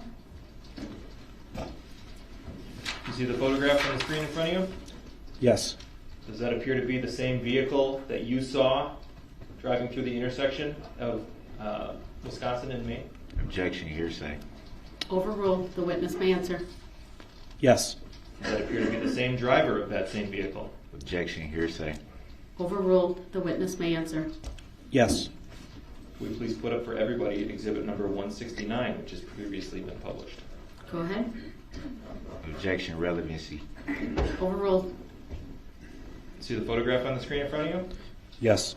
Does that appear to be the same vehicle that you saw drive through the intersection of Wisconsin and Maine? Yes. Does that appear to be the same driver? Yes. What's going on with that front passenger window? It looks Objection, leading. Overruled. The witness may answer. it looks like it's rolled down. So if someone had, before this incident, painted that window black, covered it in a black paper bag, and taped it up with duct tape, and then rolled the window down, would that have prevented you from seeing through the front passenger window? Objection, speculation. No. Overruled. The witness may answer. Who was the person depicted in exhibit? Exactly. That's why the whole tint thing, especially when speaking to this witness, it makes no sense whatsoever. Because, like, he has both windows down right now. So what does the tint have to do, unless he's trying to say that someone's in the back seat or something? Which, like, in the comments, did somebody say this in the comments? I think somebody said in the comments, like, is he trying to insinuate that, like, someone's behind him with a gun and they're telling him to drive through the parade or something? Like, none of this makes any sense at all. It's number 120, The whole tint number 9, thing. and number 169. Darrell Brooks. Thank you. Objection, I do not consent to being called that name. The objection's noted. However, the jury is You already- advised to disregard as it's not testimony. It's a comment. All right. Thank you, sir. You may step down. Man, And Darrell Brooks appreciate the ate patience of everyone as we a bunch of concluded with that haymakers pretty witness. much in we that. will now take our lunch break. It's 12:58. I'll give the jurors. I'll have the parties come back at 2 o'clock, and the jurors probably shortly after that. So thank you, everyone. Please rise for the jury. Wow. Alright. So I see why everybody wanted me to see that one. That was good right there. And then just seeing the fact that his ego was so damaged that he couldn't just end the cross exam because he had no real questions to answer. Like, everything he was asking was being broken down every time. He got stopped right in his tracks. And so seeing him like it's just, that was amazing. That was amazing, man. But look, we're gonna go ahead and get to the next part. I'm gonna skip over. They're on break right now, so we'll see who the next witness is. And you all told me this isn't the last time that something like this happens. But something I wanted to touch on, I'm gonna try to find it in the comment section really quick. But somebody cleared up the whole thing that he did at the beginning of this day. Okay, yeah. So VickyVale83 says that he was just trying to disrupt because he didn't want to pay for his jail phone calls. So he was constantly disrupting because he wanted the prosecution to do it for him. So all of that was just a tactic by him. Because as you guys know, his way of getting things done is to just ask everyone to do it for him. You know, and him being the opportunist that he is, that really doesn't surprise me that he's just trying to cause as much chaos as possible. That seems to be his way of accomplishing everything, is to just cause chaos until somebody else comes to fix it and like clean up everything, you know. So yeah, but thank you for clearing that up for me. But yeah, I'm gonna go ahead and skip over to the next part, so I'll see you all in a little bit. He is so sad that he got the best of him that entire cross exam. Look, he came back frustrated and sad about everything. Look at him.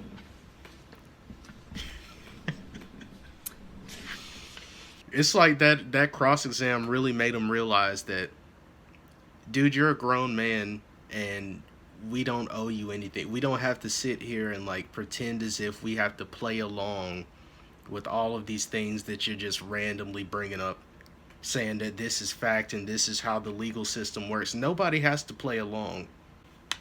So right, I'm told. There you go. Well, first of all, we are back on the record. Appearances are as they were before. I'm told the jurors are done with lunch and available for us. So I presume the state's able to call its next witness. Yes, we're ready, Your Honor. Thank you. All right, great. Then we'll have the jurors brought out. I will go tell them, since I had Madam Clerk step off the bench for me. Subject matter jurisdiction? Is that what you want to ask about?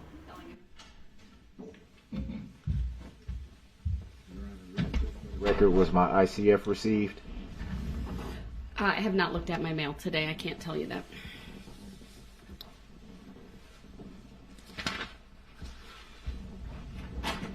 No follow-up? Also, for the record, I'm appearing by special appearance on behalf of my client. I'm sorry, sir. I can't hear you. Could you start that over? Oh, that's what happens when I send you on errands. All right. The audio is now. He's having a little midlife crisis right now. You see, he's starting to realize he's not the center of attention right now. And you can see it on his face that he's confused. He's like, how do I get everybody to look at me again? Because, like, the narcissistic I did call the case earlier. Just noted that the appearances are as they were before. The jury is on its way in. He's seriously just waiting for her to stop talking. Just will state, in case it wasn't clear, Mr. Brooks asked about an inmate communication form. I have not reviewed my mail today, so I can't tell you whether I've received anything, but I'll take a look, and at the next break, if need be, we can address that. And I just wanted to state that I'm here. I'm here under special appearance on behalf of my client, with all rights reserved.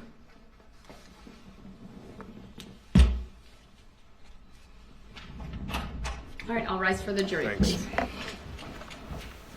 I guess.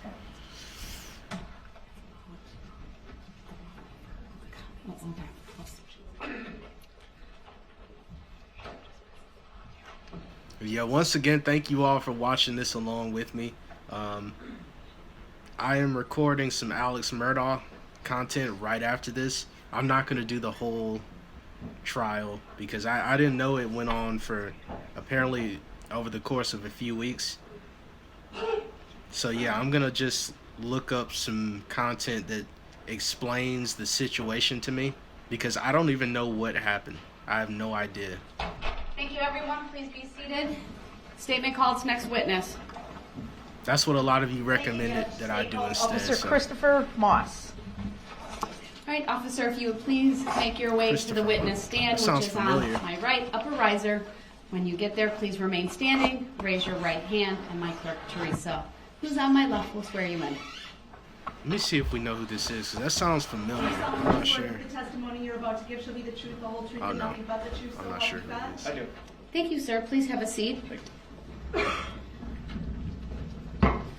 First thing I will ask you to do is to state your first and last names for the record and spell each. First name is Christopher, Christopher. Last name is Moss, Moss.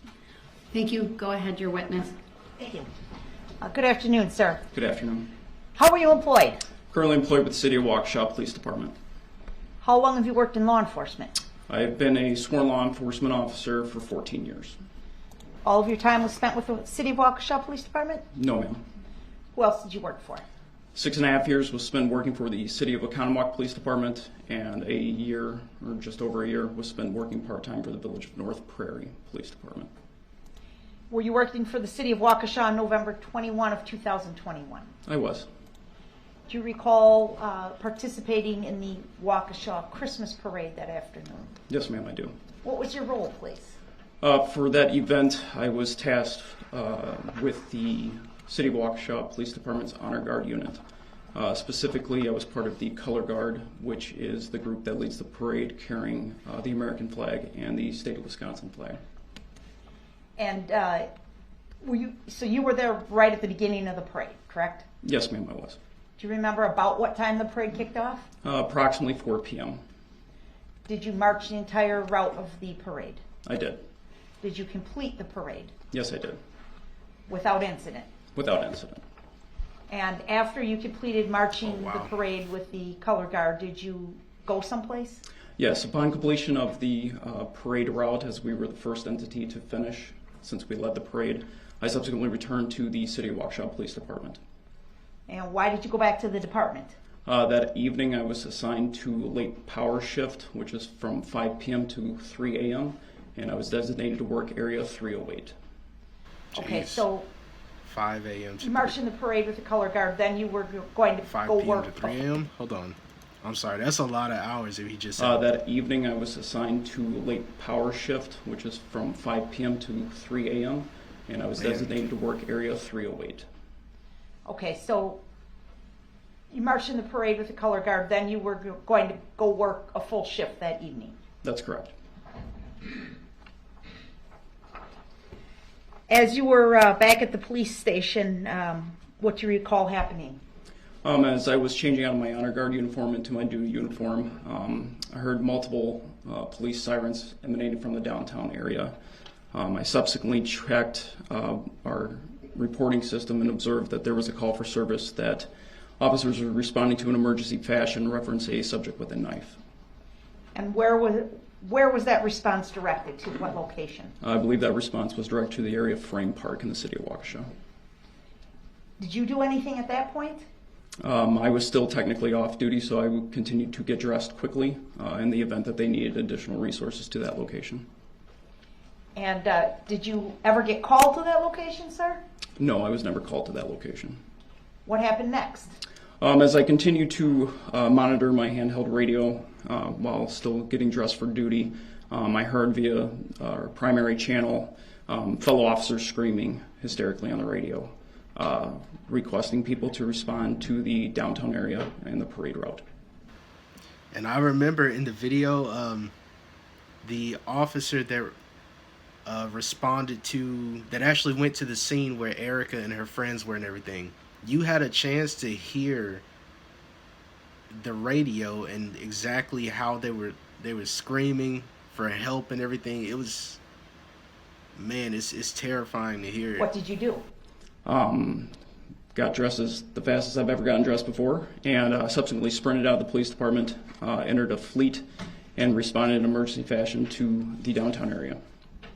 Specifically, where did you go? I arrived in the area of Clinton and Main Street. And can you briefly describe for us what you saw when you arrived at that intersection, sir? Upon arrival, to describe what was just absolute chaos. As I exited my fleet, I looked east and westbound on Main Street.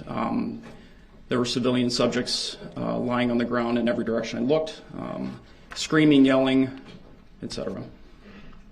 Everyone's described it as chaos. Attempt to render aid to these individuals? I did. I ran in a westerly direction between Clinton and Maple, attempting to render aid to 2 elderly female subjects.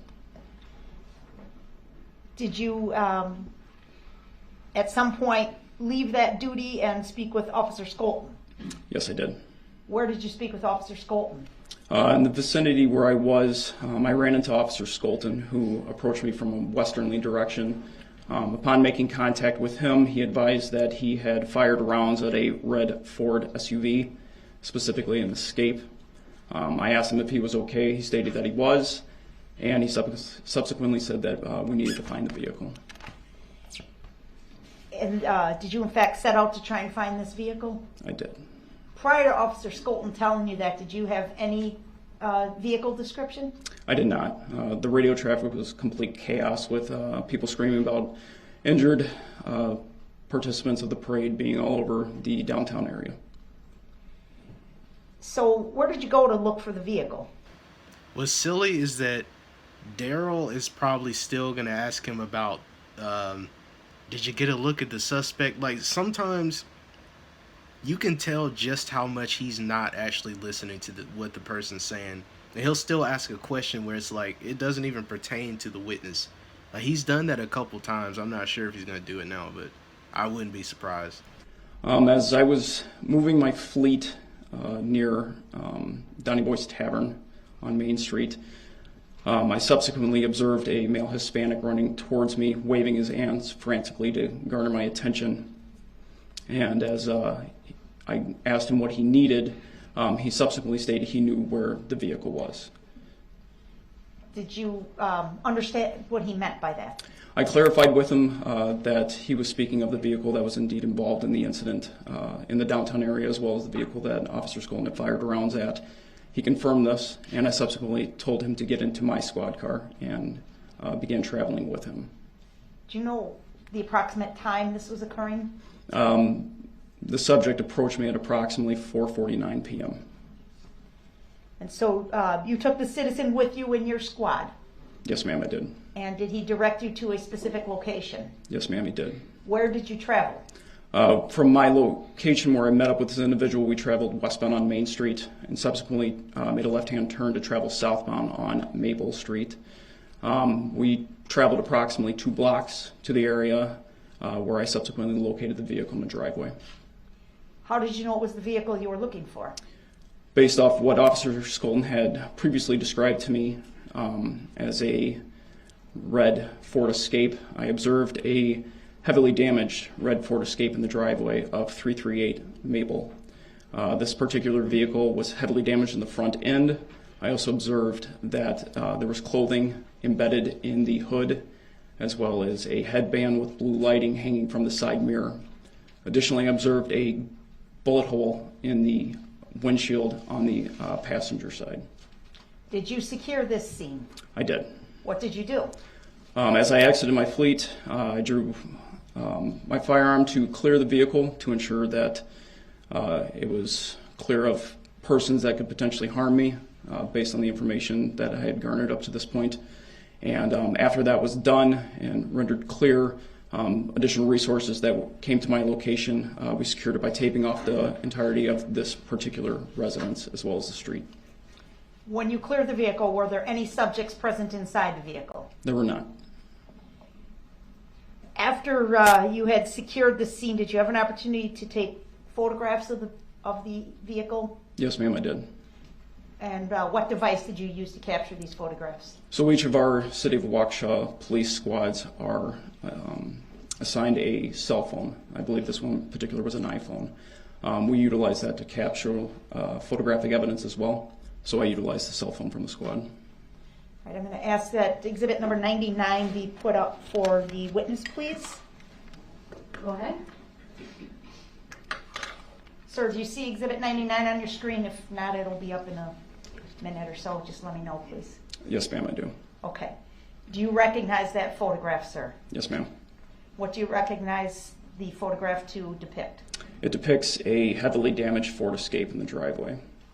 And where is this location? 338 Maple in the city of Waukesha. Is this a photograph you took Yes, ma'am, I took this photograph. using your iPhone? Yes, ma'am. Okay. Move to admit permission to publish, Your Honor. Objection. Exhibit 99 is received, permission to publish is granted, the objections overruled.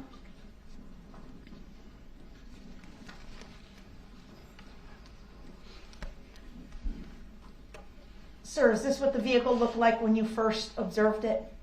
Yes, ma'am. And you had testified earlier that you were able to see some articles of clothing on the vehicle. Do you see those items in this photograph? Yes, This ma'am. is I the did. image online I saw Could of you it. please point them out? And that's a touch screen in front of you so you can Man, mark look it at with this a thing. dot or an arrow or whatever you choose. So here on the hood, near the windshield, was a hat, and then clearly seen hanging from the driver's side mirror is a headband that's partially illuminated. What do you mean illuminated? This particular headband had multiple, appeared to be blue LED lighting. Okay. The front of the vehicle, it appears to me that the front bumper is laying on the ground. Is that accurate, sir? Objection, leading. Overruled, you may answer. Yes, ma'am, that's accurate. May we take the annotations down? Yeah, we can deal with that. Thank you, Thank you. Judge.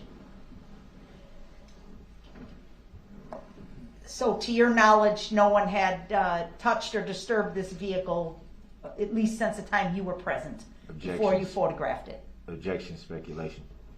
Overruled, you may answer. To my knowledge, no, there was no manipulation of this vehicle prior to my arrival. Okay. And at some point, did you look inside the vehicle? And I don't mean just to clear it of persons, I mean take a closer look inside the car. Yes, ma'am, I did. And what was your purpose in doing that, sir?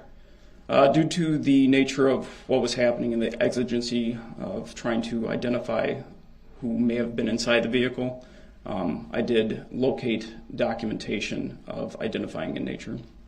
And do you remember the name on that paperwork? Yes, ma'am, I do. What was the name on the paperwork inside the It's vehicle? probably going to be The his name on the mom's. paperwork inside the vehicle was one Darrell Edward Brooks, Jr., male black, date of birth 2/21 of 1982. And in fact, was there more than one piece of paper inside the vehicle containing that same personal identifying information? Objection, speculative. Overruled, the witness may answer. Yes, ma'am, there was more than one item. I don't see a front license plate in this photograph. Do you, sir? No, ma'am. Where's the license plate? May I draw? Yes. It was determined later that this is actually the license plate Okay. on the front. Wow, got Not from the photograph, destroyed. but from your recollection, was the rear license plate clearly visible? Objection, leading. Overruled, the witness may answer. Yes, ma'am, the rear license plate was clearly visible in the vehicle.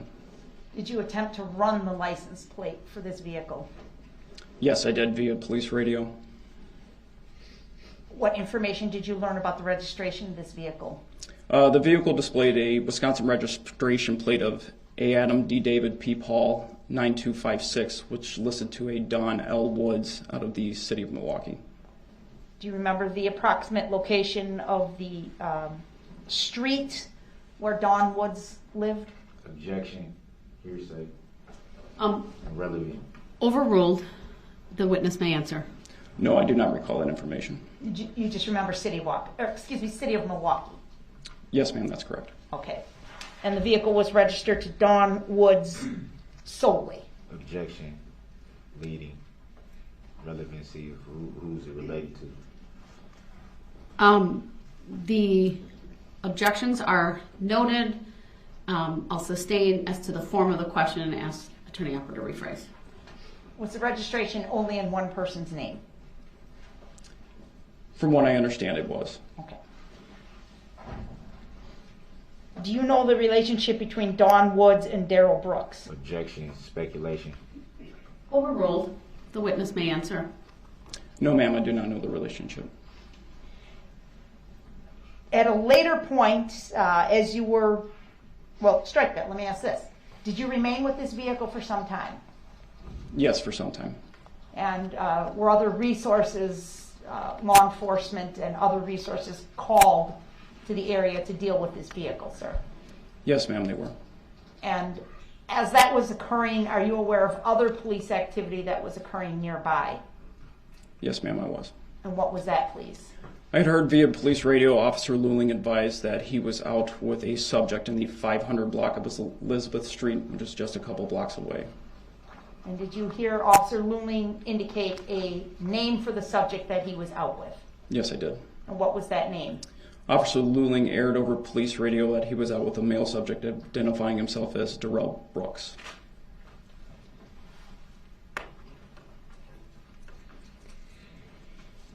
All right, sir, thank you. I don't have any other questions. We can take down 99. Oh, I'm sorry, I do have one other question about 99. I apologize, Your Honor. Objection. Oh, overruled. She may answer. Objection. She said she was done. She may ask. Do you know what time you snapped that photograph of Exhibit 99? Yes, ma'am, I took that photograph on the date in question at 5:01 p.m. Thank you, sir. All right, thank you. You're cross, Mr. Brooks. Oh boy. You stated that you were flagged down by a Hispanic male running at you waving his hands. Would that be fair to say? That's correct. Do you recall his name? I do. And would you state it for the jury and for the record? His name is Abel Liscano. And do you recall if Mr. Liscano gave you any additional information during your traveling to where the vehicle was located? I don't understand your question. You stated that Mr. Liscano got into your vehicle and you traveled to where the vehicle was located. Is that fair to say? That's correct. Did you learn any additional information from Mr. Liscano? How do you say it, Liscano? Liscano. Liscano. Did you learn during your travel to where the vehicle was located, did you learn any additional information from Mr. Liscano? Not while we were traveling to the vehicle. So you traveled to the vehicle in complete silence? No, he was trying to direct me with the location of the red Ford Escape. Did he say he saw anyone driving the vehicle? Objection, hearsay. Sustained. So all he told you was where the vehicle was. He didn't tell you if he saw anyone driving it? Objection, hearsay. Grounds. The witness may answer the question as long as he does not answer with hearsay. Go ahead, overrule. Can you restate your question, please? So all that the Mr. Liscano already told you was the location of the vehicle, not if he saw anyone driving? I object. That question calls for hearsay response, Your Honor. I would agree hearing that again. Sustained. Did he at all tell you that he saw someone in the vehicle? Objection, hearsay. Grounds. Sustained. Grounds for the sustain? It's hearsay. To ask him what Mr. Liscano told him would be hearsay. Real hearsay, not the fake hearsay objection that he always throws out. That's why he's confused right now. Like, what? This is real hearsay? So all Mr. Liscano did was just direct you to the vehicle? That's correct. That's all you guys talked about during your trip to the vehicle? This is asked and answered. Grounds. Sustained. It was asked, and I previously sustained the objection. So, next question, please. When you were able to locate the vehicle, where did Mr. Liscano go? Once the vehicle was located, I had Mr. Liscano stand by in my fleet until other officers arrived to assist me, and then I transferred him over to someone else. Do you know if he made any report at that time? Define report. Did he make any report to law enforcement at that time? I'm not sure if he did or not.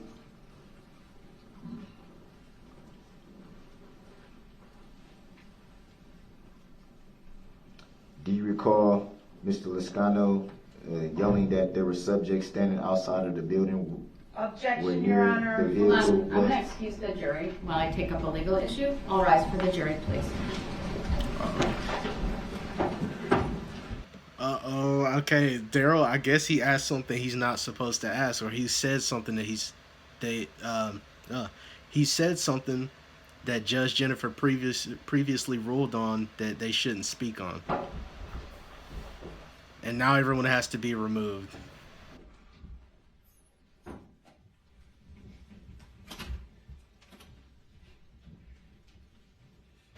And you know that was on purpose. This is a tactic to try to get his whole trial, like, to try to leave some type of room for him to, like, get out of this, pretty much. Or just to delay it, really.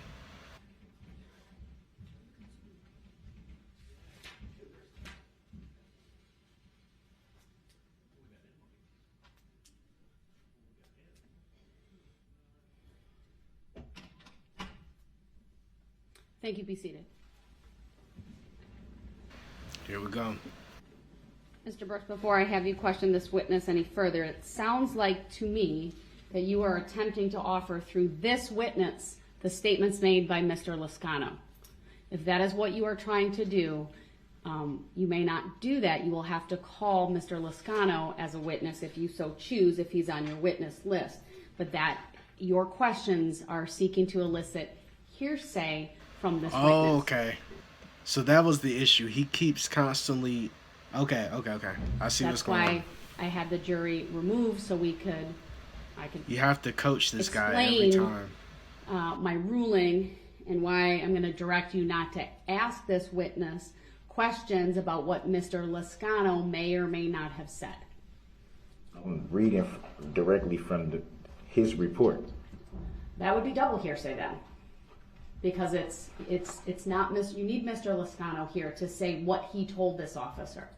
If you are attempting to offer it for the truth of the matter asserted, which is what I believe you are doing, you're attempting to establish the veracity of something Mr. Lascano either said or didn't say through another witness.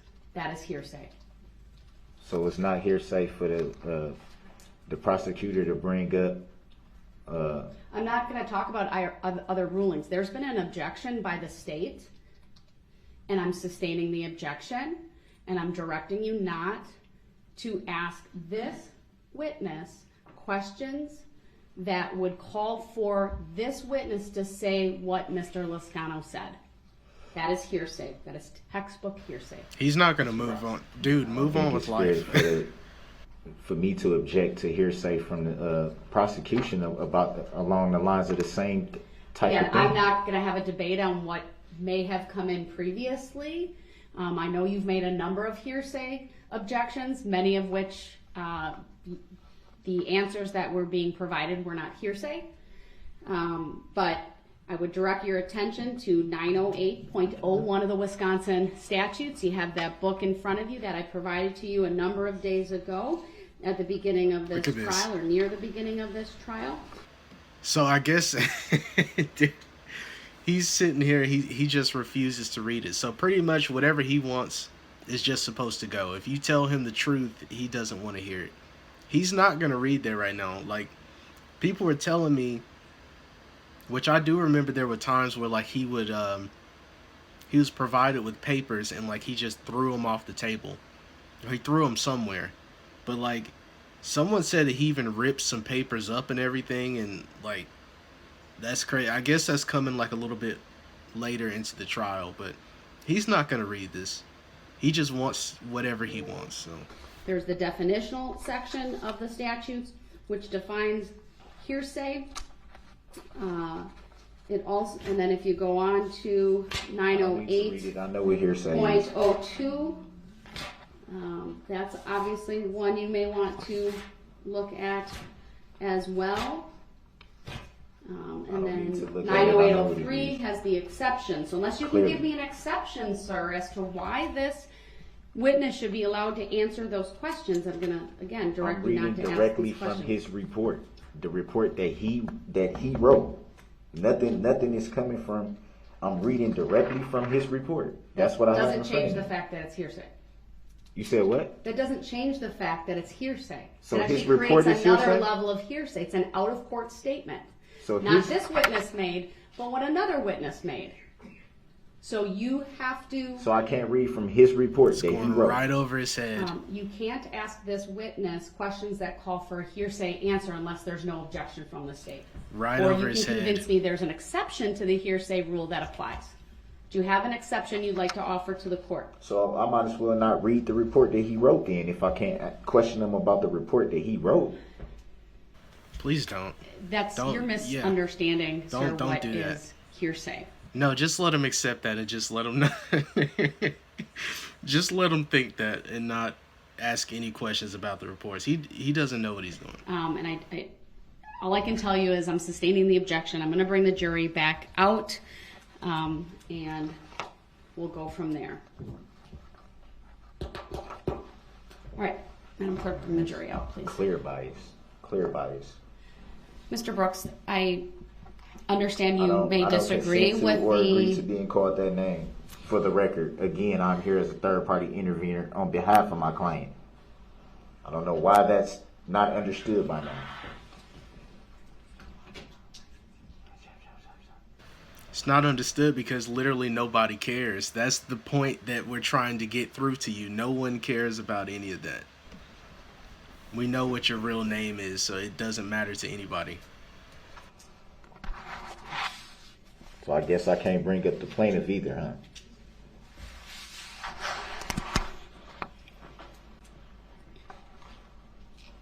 Day 7 is insane. Tacit agreement. Tacit agreement. All right. Tacit agreement. I haven't heard that in a minute. It's been way too long since I heard tacit agreement. And now he's upset because he sees the prosecution table. They're smiling and everything, so he feels like they're laughing at him. Which in all fairness, we all are. So.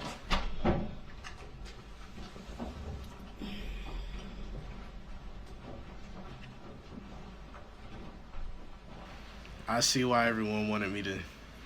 Everyone said day 7 is going to be a lot. Thank you, everyone. different. Please be seated.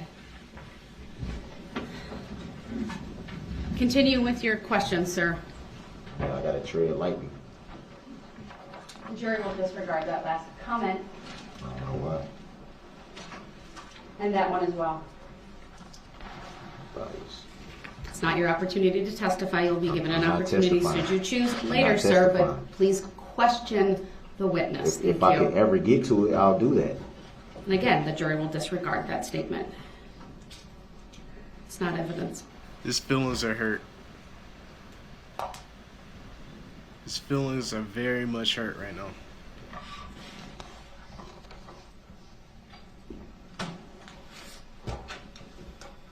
But it's little moments like that. I'm kind of happy the jury can see it, because they can see based on like all the evidence that's already been presented to them. And then once they hear him speak like this, when he lashes out like this, it's pretty clear to tell, like, okay, this guy's definitely, we got the right one. Like, this guy, he seems like he would do something like this, you know? Like, no sensible person would present themselves in this way, or just, like, respond to a simple, you know, a simple command in this way, where she just informed him of what hearsay really is. And instead of him just taking that and saying, okay, now I know what adjustments to make based on that, he's upset that he can't just do what he wants. So, yeah, and that, when these types of things happen, I'm happy that the jury can have a peek at some of that stuff that we're seeing, like, when they're not around.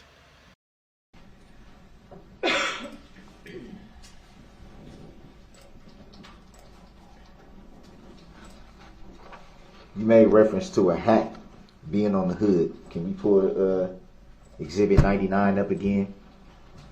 Are you asking the state to do that? What is sir? that? Can it please be pulled up and Sure, published? it can, and it will.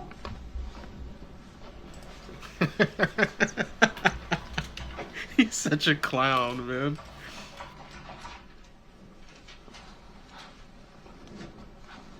The jury can let me know when it's on the screens in the jury box, please. What is this staring gonna do? What is this supposed to do to anybody?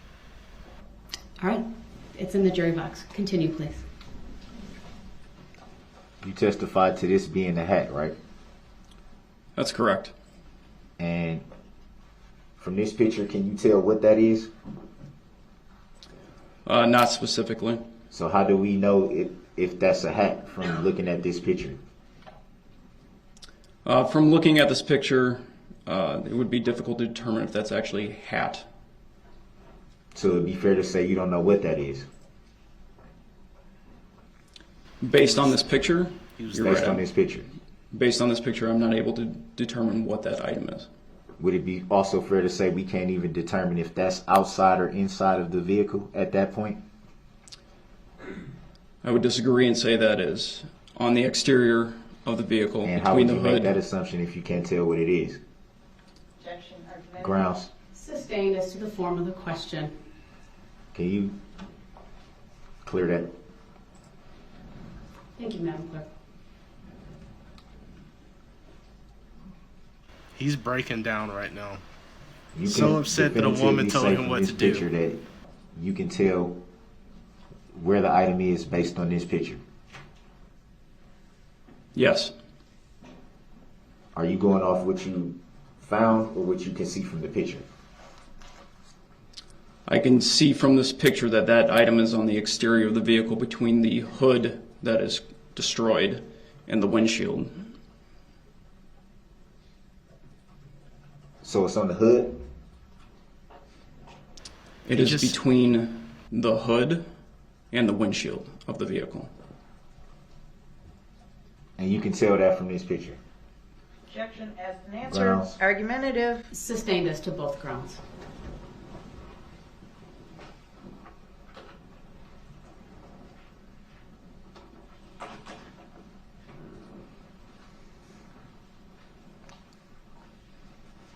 I feel like he's on the verge of getting kicked out. Yes. Just from the picture? Yes. And how do you come to that determination? Based on the fact that it's hanging on the exterior of the vehicle from the driver's side mirror, that it is in the shape of a headband, and it is partially illuminated in this photograph with LED lighting. It could be fair to say that it's anything. Would you not say that that's fair? Just from looking at the picture, it doesn't necessarily say, or it's not 100% identifiable from this picture. Would that be fair to say? Objection, compound question. Sustained as to the form of the question. Please rephrase. Just from strictly looking at this picture, you can't positively say what the item is. Objection. That's a mischaracterization of his testimony. Sustained. Please rephrase. Clear. I have a feeling that every time his questions are being sustained, he's getting even angrier, which makes it makes it even funnier. It's wild. He's really having like a bit of a, or not a bit of a meltdown. He's having a meltdown right now because Judge Jennifer, who happens to be a woman, is telling him that he can't do something. So he is very upset right now, and I'm like, it's to the point where now every time his questions are sustained, it's even funnier to me because I know he's getting more aggravated by it. Clear the photo. You're asking Madam Clerk to please Clear the clear it? photo. Mr. Brooks, I'd ask that you show some deference to my clerk and not bark orders at her and use simple courtesy. Thank you. And thank you, Madam Clerk. Will I be awarded the same, Your Honor? Please ask your next question. What a piece of sir. Will I be trash, awarded the man. same, Your Honor? Please Pure ask your next garbage. question. I will. I just want to know if I'll be awarded the I have been. same. Thank you. Pure Please trash. continue.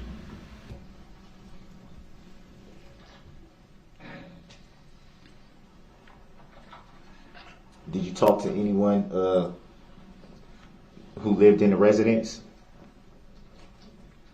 I don't recall the specific persons I talked to or where they resided. So it's fair to say you talked to someone.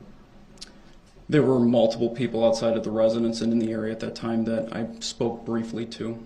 But you don't know if any of them was the renter or owner of the driveway? I do not recall. Do you recall asking anyone if the vehicle belonged to somebody who may have stayed in that general area? I do not recall asking that question to anyone. You did state that you cleared the area. Would that be fair to say? No, I stated I cleared the vehicle, not the area. Did you clear the area? Eventually, we did clear the back portion of the residence to ensure there were no suspects or victims. Who is we? Persons of law enforcement.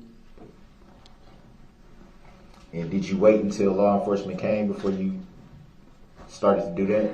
Or did you start on your own kind of way? Upon arrival to the location of the suspect vehicle, I was by myself, so I initially cleared the vehicle to ensure that there were no potential threats to myself. When I advised dispatch that I had located the suspect vehicle, numerous officers came to assist me and were there relatively quickly to help me secure the area. So would it be fair to say when you found the vehicle that you didn't locate anyone inside the vehicle? Correct. No one was located inside the vehicle at that time. And you also stated that you cleared the vehicle for possible threats to yourself. If no one was in the vehicle, what did you need to clear the vehicle of? What would be the threat? Based on, again, as I earlier stated, what had occurred in the downtown, plus the fact that Officer Skolin had fired rounds at this vehicle, I was unsure who or what may be inside the vehicle. Given the time of day, as it was becoming dusk, it was getting harder to see outside. So to ensure my own safety, I cleared it the way I earlier stated. So would it be fair to say that, well, let me back up. You took this photo, correct? That is correct. So that would mean you were, at least by that time, sure that no one was in the vehicle. Would that be fair to say? That is correct. So did you clear the vehicle before taking the picture or afterward? I cleared the vehicle before I took the photograph. Did you find any threats in there? After I initially cleared it, no. It was deemed to not be a threat to my person.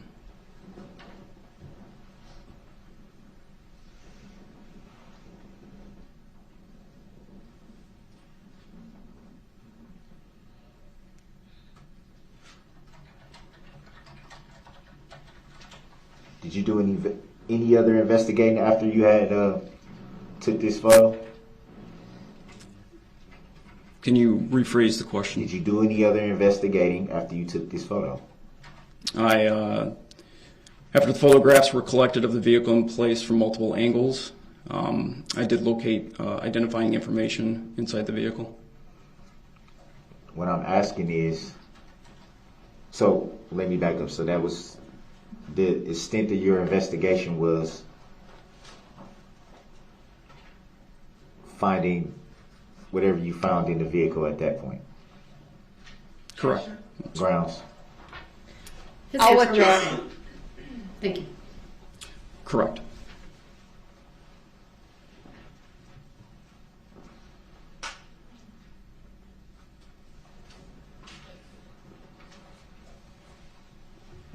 So when you were clearing the vehicle, would it be fair to say that you could have done the same investigational work at that time? No, that would not be fair to say. And why not? Because when you're clearing a vehicle to ensure that there are no threats to you, you're not looking for anything specific as far as evidentiary value. You're looking for a threat to your person.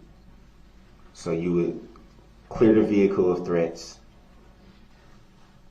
after being in the vehicle to do that, and then go back into the vehicle and look for, or start investigating rather. Correct. Why not do them all at once? Is that a procedural thing or It's the As dumbest, answered, Your Honor, I object. grounds? Sustained. dumbest thing. Next question.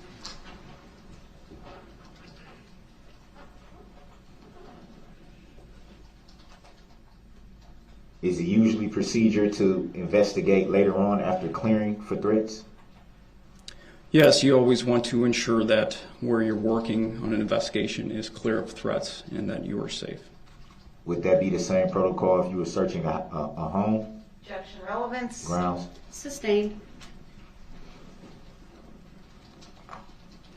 Grounds for the sustain? Relevance.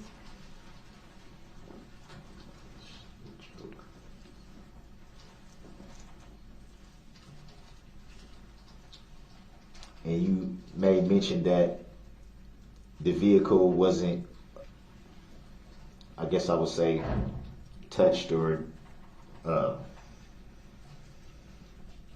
between the time that you were flagged down with the location of the vehicle until you actually observed the vehicle, you stated that you don't believe the vehicle was touched in any way in that time? Objection, that's a misstatement of his testimony. Your Honor. Grounds, you said something similar to that. Sustained as to the form of the question. Are you sure that the vehicle was not touched in the time that you were flagged down about the location of the possible vehicle and observing the vehicle? I am unaware if the vehicle was manipulated in any fashion from the time that Mr. Lascano flagged me down and to the time that I located the vehicle in the driveway. Do you know approximately how long it took you to get to the vehicle when you were initially flagged down about the location of the vehicle? I do not know how long it took me to get to the vehicle upon being flagged down. So it's possible that it could have been manipulated. Yes, it's possible.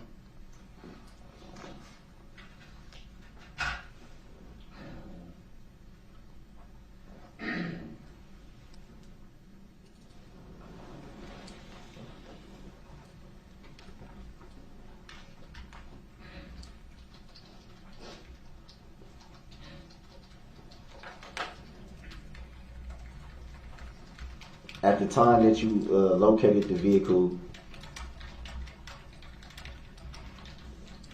were you aware of any suspect identification or name? Can you restate your question, please? At the time you located the vehicle, were you aware of any suspect or name of suspect? No, I was unaware of any names of any suspect involved in the incident at the time I located the vehicle. And when did you learn of that information, if you learned of that information? I only learned the information of a possible suspect upon locating the identifying documents inside the vehicle and subsequently providing that information to dispatch. At the time you found that information, did you immediately regard that information to be the possible suspect? Yes, since it was in the vehicle that was heavily damaged, the red Ford Escape with the bullet hole in the windshield, yes, I believe that that information indeed belonged to a suspect.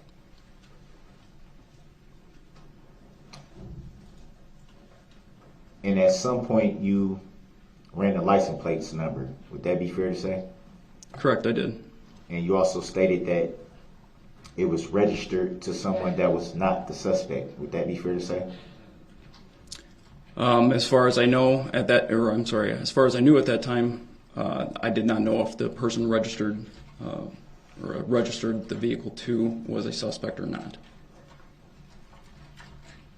You also stated that you found identifying paperwork in your investigation of the vehicle. Did that information match the identity of who the vehicle was registered to? No, the identifying information, again, for Mr. Brooks that was inside the vehicle did not match the registration on file with the Wisconsin Department of Transportation for the registration of the vehicle, which was Don L. Woods. For the record, I don't identify by that name. Yet again, stating that for the record. He never even called him Darrell Brooks. Once again, they don't even call him that. He just freaks out and goes, "I'm not Darrell Brooks." For the record, the jury will disregard that commentary by the defendant, and it also mischaracterizes the witness's testimony. It does not. I was just stating for the record. Again, the jury will disregard that So- commentary as Mr. Brooks is not presently testifying. The information you found in the car,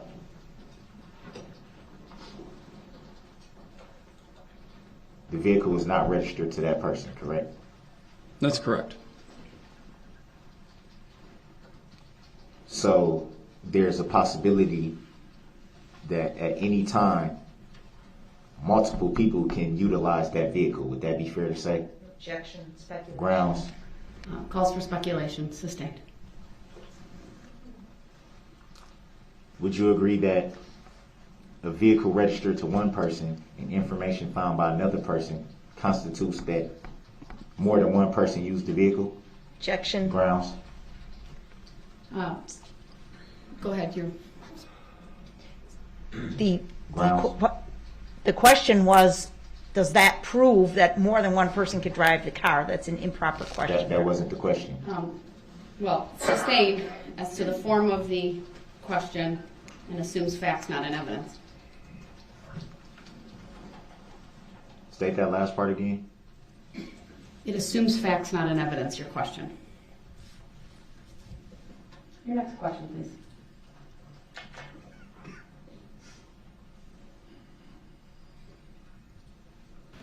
He's Is getting it fair to say angrier and that angrier.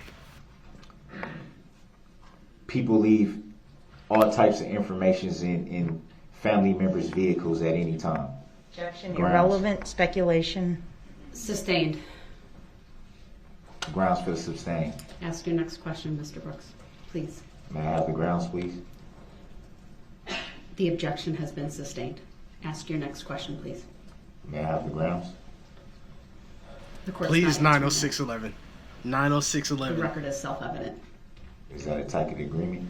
Here's what I found. Sir, I don't know what a tacit agreement is, so please keep quiet. Nobody knows. And I heard a phone too. I don't know. Clearly know what it is. Tacit agreement.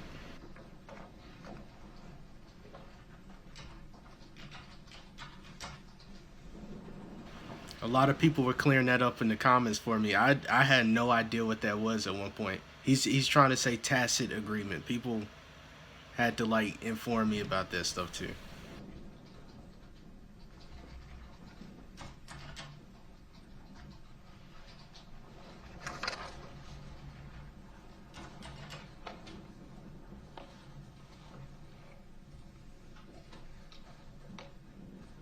Would it be fair to say, and this is along the lines of the same question, would it be fair to say that at some point you've left items in other people's vehicles? Objection. Grounds. Relevance. Sustained. Grounds for the sustain? Next question, please, sir. I've sustained this question multiple times, multiple wasn't ways the you've same asked it. question. Next question, please. May I have the grounds? 90611, sir. May I have the grounds? Yes. Next End his question, cross-exam. please. End his cross-exam. Is it to relevancy? End it. Is it to hearsay? Under 90611, ask your next question or I will cut off your cross-examination. Please end it. Ask your next question, You sir. have to give the grounds, though, Your Honor. It's over. Especially if I'm merely just asking for the grounds of the sustain. Sir, ask your next question. What's the point of me asking questions if I can't ask anything? The jury will disregard his commentary that he just I stated was right hoping now. she would end it. I was hoping she would end it just because then he would go have even more of a tantrum and then just get kicked out.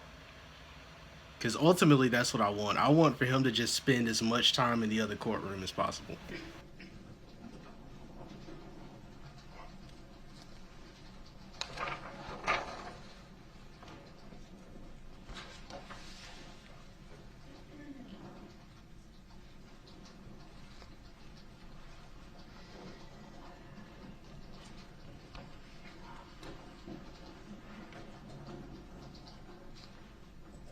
Do you recall speaking to, you said you spoke to a few people. You didn't know if they were the owner of the house or the driveway or the renter. Would that be fair to say? Yes, that's correct. Did anyone you spoke to give you a description of a possible driver?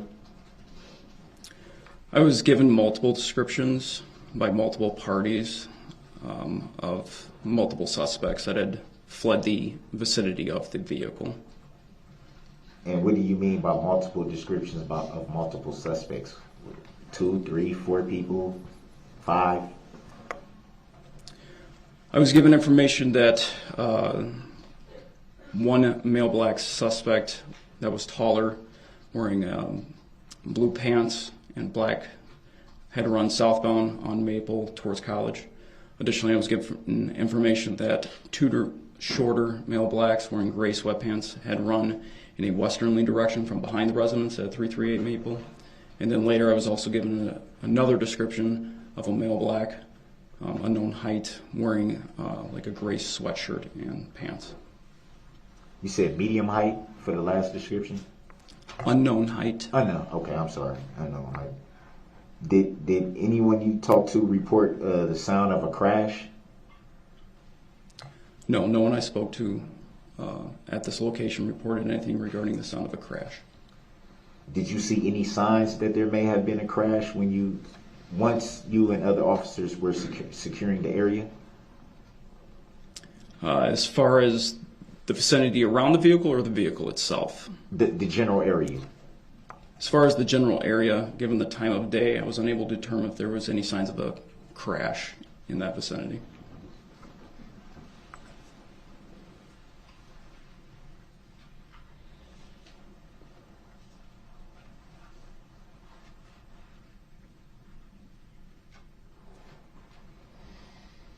You know what's wild is if he would have taken the time to read these documents before today, this is just something I thought of right now. If he would have taken the time to actually read these documents and not wait until the day of to actually read them, he would know the proper questions that he can and can't ask based on like all the evidence that he has, you know, this statement that he's reading, and yeah, just like based on the evidence and everything, he would realize, okay, these questions here that I'm thinking about asking, that's hearsay. Let me get that out of the way.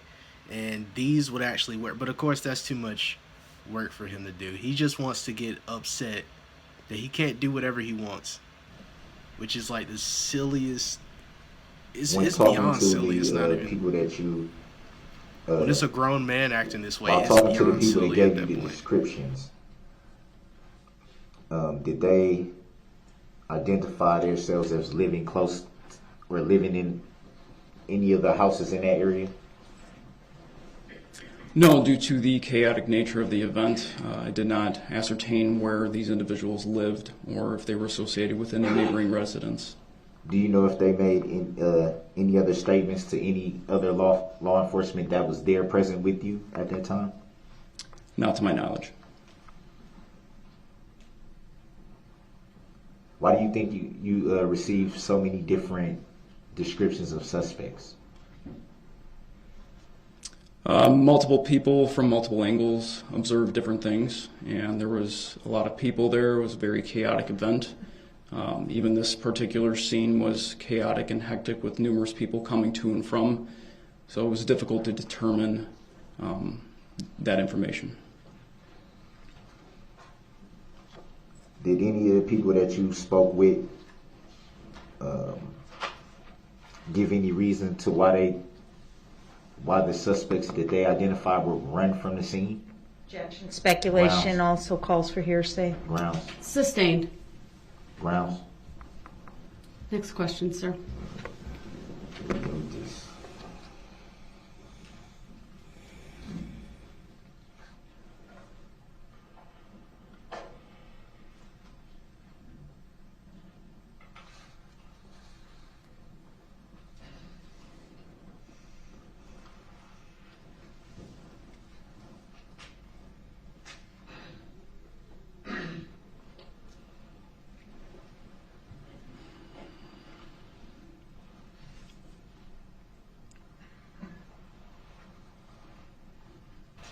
Jeez, it's like a 45-second pause for him to read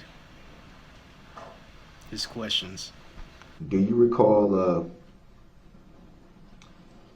any of the officers that were securing the scene with you having a K9 present? Yes, I do.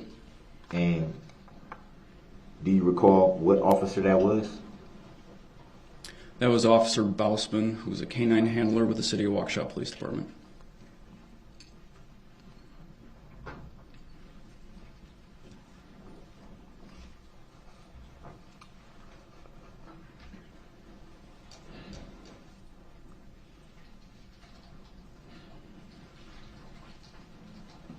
And eventually you left the scene where the vehicle was found and started searching the area? Yes, I transferred command of that location to Officer Buttrin, had him remain at that scene for scene security with additional City of Brookfield officer, and then myself, K9 Officer Bausman, and numerous other police officers from various departments conducted an area search as we were conducting a K9 track. Based on the information I had obtained of multiple suspects running from the area.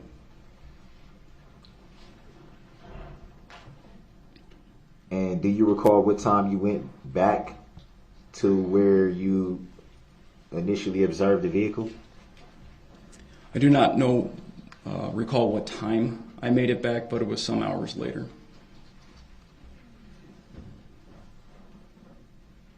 And did you go back to your department after leaving from the scene where you found the vehicle? Yes, I was directed by my command staff to return to the police department as the scene was still secured by other law enforcement officers of various agencies.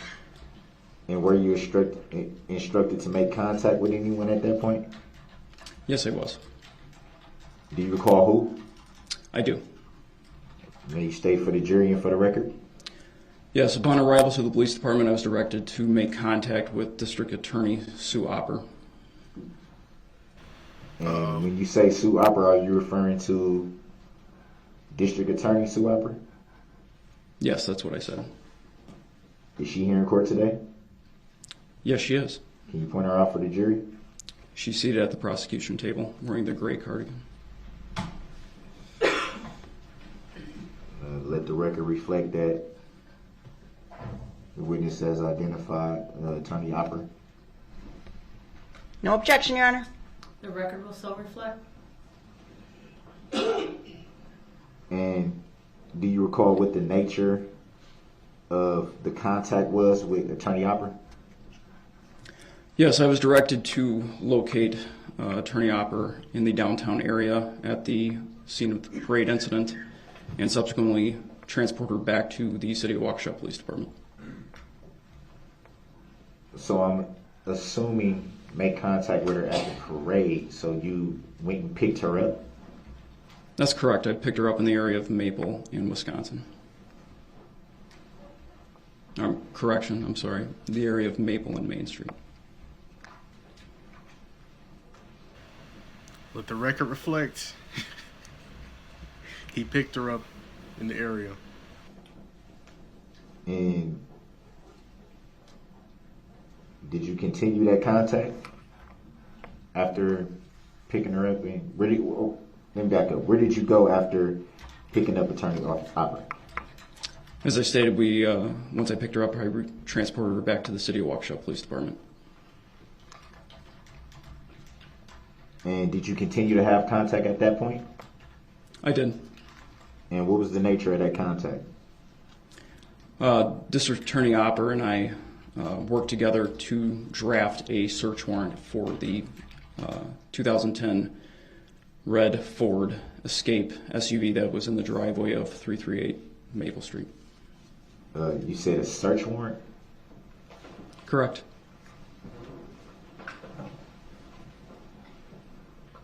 Initially, when you secured the vehicle and then investigated the vehicle after securing it. There he goes. You didn't have a search warrant when you did that. What did you need to search for at that point that you needed a search warrant? After I cleared the vehicle and located those items of identifying nature, that was done due to the exigency of the event and identifying any outstanding suspects. After that was done and photographed in place, I resecured the vehicle and it was no longer touched at that point. So therefore, later on, it was required to have a search warrant to continue processing that vehicle for items of evidentiary value. So you just stated that the vehicle wasn't touched between those times. So what if anything new did you need to search for? Objection, argumentative. Grounds. Overruled. He may answer. The basis of the search warrant was to ensure that, again, any items of evidentiary value I may have overlooked due to, again, the exigency of trying to find identifying information of an outstanding suspect, as well as clearing the vehicle for safety reasons. That is the purpose of the search warrant, is to do a more slow, methodical search of the vehicle for said items of evidentiary value.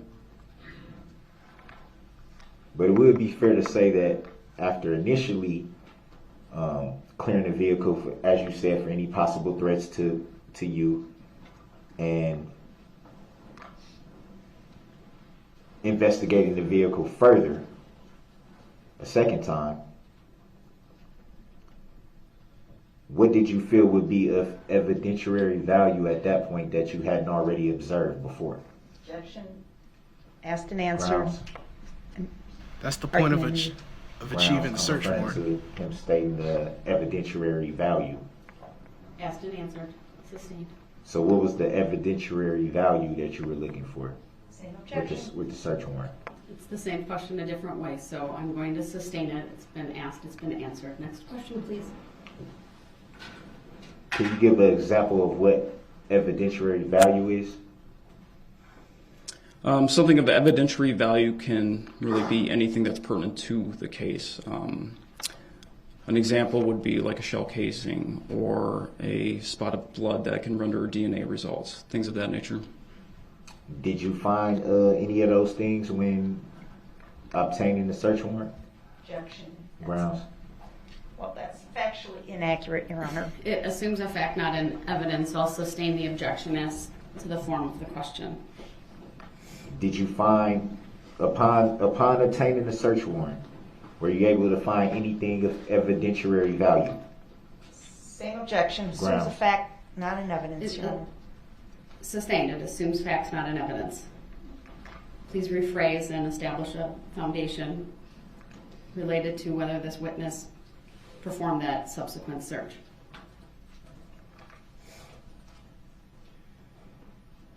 After obtaining the search warrant, did you yourself go back and search the vehicle? No. Do He's you asking recall these what questions as if it officer was him. The whole time he was asking these questions as if it was him that performed the search. dispatched That's a to good point. execute the Judge search Jennifer warrant? brought up. No, I do not know who ultimately searched the vehicle for items of evidentiary value.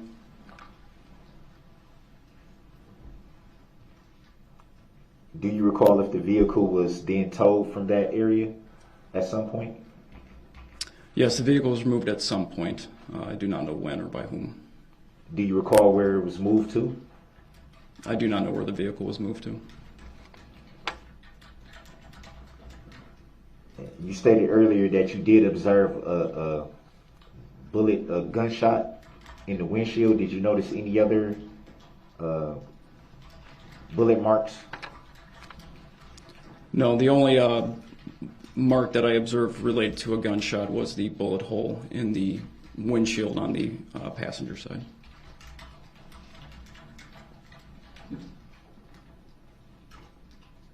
And was that, you said on the passenger side, was it to the passenger side window, the passenger side chair, the passenger side dash? Do you recall where the bullet hole was? As I previously stated, it was in the windshield, front windshield, on the passenger side.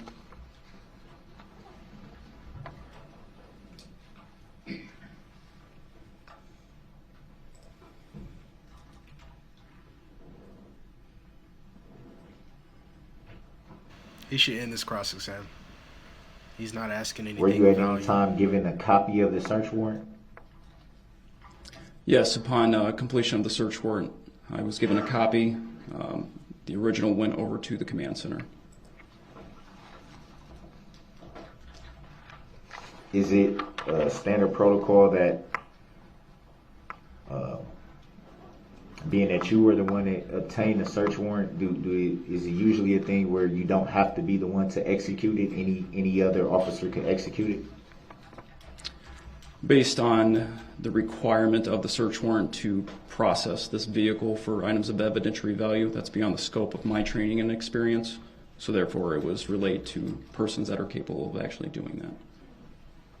But you can, you said it's beyond your level or something. I didn't catch where you said it was beyond your level or something. It's beyond my scope of training and experience. Beyond your scope of training. The actual writing of the search warrant isn't above your scope and training. Would that be fair to say? That's correct. But the execution is? Of this particular search warrant, yes. What made this particular search warrant different than any ones you've ever written or obtained before? This particular search warrant was for a search of the vehicle involved in the Christmas parade incident. And given the gravity of the situation and the resulting effects of what this vehicle was used for, persons that are highly skilled in collecting items of evidentiary value are obviously the people we want to do that rather than a patrol officer. And you were able to get that search warrant signed, correct? That's correct. Do you remember by whom? Yes. Can you state for the record and for the jury? At that time of the search warrant, the on-call judge was contacted, and the on-call judge was the Honorable Jennifer Darrell. That would be the judge right now in the courtroom? Yes, that's correct. The Honorable Judge Jennifer Darrell. That's right. Did that complete your part of the investigation for that incident at that time? Yes, upon getting the search warrant, I was relieved of my duties. Did you ever come back into the investigation in any way after that point? After that point, no.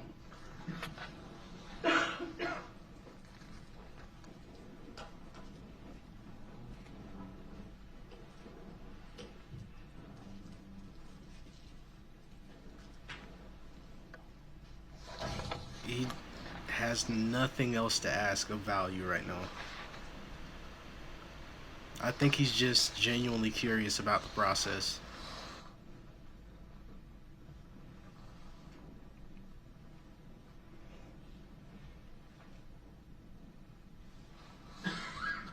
After your part of the investigation ended, were you able to obtain any more information that you didn't know the night of your investigation? Objection, vague, cause for speculation. Sustained. Grounds for sustain, Your Honor. Please ask your next question.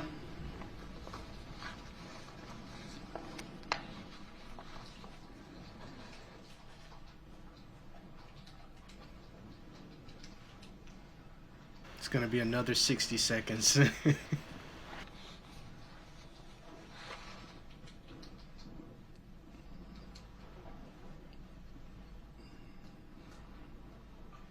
Do you recall having any more contact with Attorney Opera after that initial night? No. When were you aware that it was a possibility that you could be called to testify in this matter? When I received a subpoena to testify in this manner. Excuse me, I didn't. When I received a subpoena to testify in this matter. Was that subpoena served to you by the district attorney's office? Yes, it was. Was it served by Attorney Opera?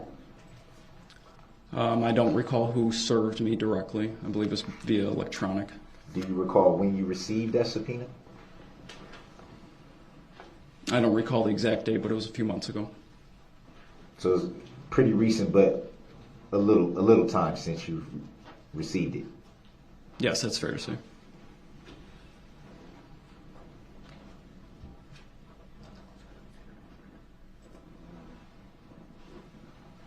I got a feeling he's gonna try the would you be on duty right now question with him. It seems like he's kind of working towards that direction. Would you by chance know who the plaintiff is in this matter? Grounds. Relevance. Grounds. He was already ready for that. He knew. She didn't even really get the objection out. Ever seen or talked to the plaintiff? Had any physical interaction with the plaintiff in this matter? Objection, vague and compound Grounds. question. Sustained. You even know if there's a plaintiff in this matter? Objection, Grounds. irrelevant. Sustained. You know who filed the complaint in this matter? The complaint was filed by the district attorney's office. Do you know if it was filed by Attorney Opper? I don't know particularly who filed the complaint. I just know it was by the Waukesha County District Attorney's Office. And during your time in law enforcement, would it be fair to say that whoever files the complaint is a party to the matter? Objection, Grounds. beyond the scope of the witness's knowledge, Grounds. Your Honor. Sustained. Next question. Please. Grounds for the sustain, Your Honor. Next question, please. So he's ready for his cross-exam to end. Any reason why the state of Wisconsin would be identified as the plaintiff when they did not file the complaint? Objection, argumentative, misstatement of the law. Grounds. Sustained. Grounds for the sustain, Your Honor. Ask your next question, please.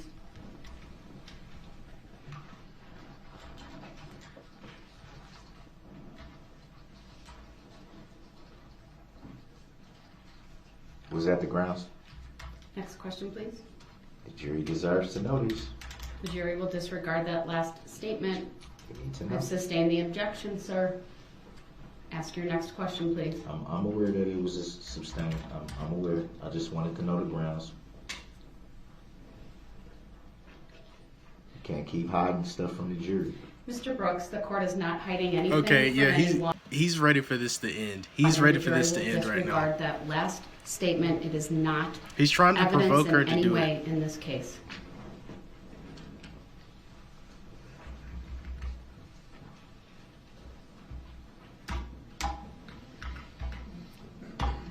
Would it be fair to say that any case has a plaintiff? Objection. Grounds. Lack of foundation beyond the scope of the witness's knowledge. Sustained. Would it be? Can I rephrase the question? Go ahead. I can't say whether it will be answered or not, but you can go ahead But and rephrase it. I can't rephrase, just so we're clear. Whether it's answered or not, I can still rephrase the question. I don't know what the question will be, sir, so I can't make a ruling that's advisory. So ask your next question, please. Are you aware that in any case brought into a courtroom, there has to be a plaintiff? Objection. Grounds. Same question. Grounds is It not also the same misstates the question. law, so sustained. What is going on? What is happening? There's In no this plaintiff cross-exam. outside the case. Move to strike. The jury will disregard the last comment and statement made by Mr. Brooks. In this cross-exam, you have nothing else to ask, and now you're trying Of the law. to throw a tantrum. It's not relevant. This jury will be the judge of the facts. The court is the judge of the law. Please continue, sir, or under 90611, I will stop the cross-examination. I think that's what he's hoping for. There has to be a plaintiff.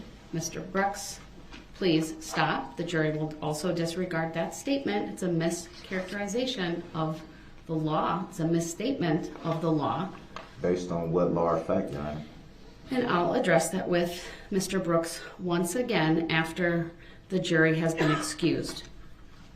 One final time, you may ask another question. Otherwise, I will, and it must not be along the same lines, or under 90611, I will ask the state whether there's any redirect. He's going to do it again.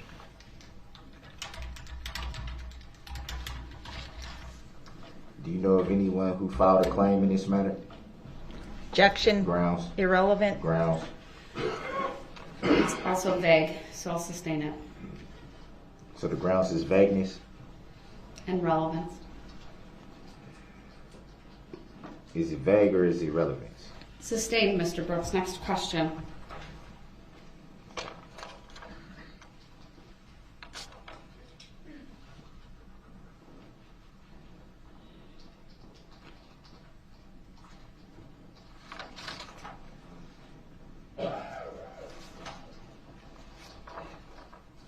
Can we get a 90611 for how long it takes him to get these questions together? Like in his previous cross exams, it doesn't even usually take him this long. No investigation since then in this matter. Correct.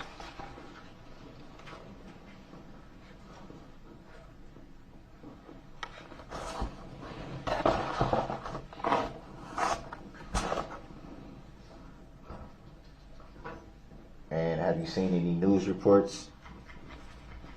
Objection. Relevance. Can I finish the question?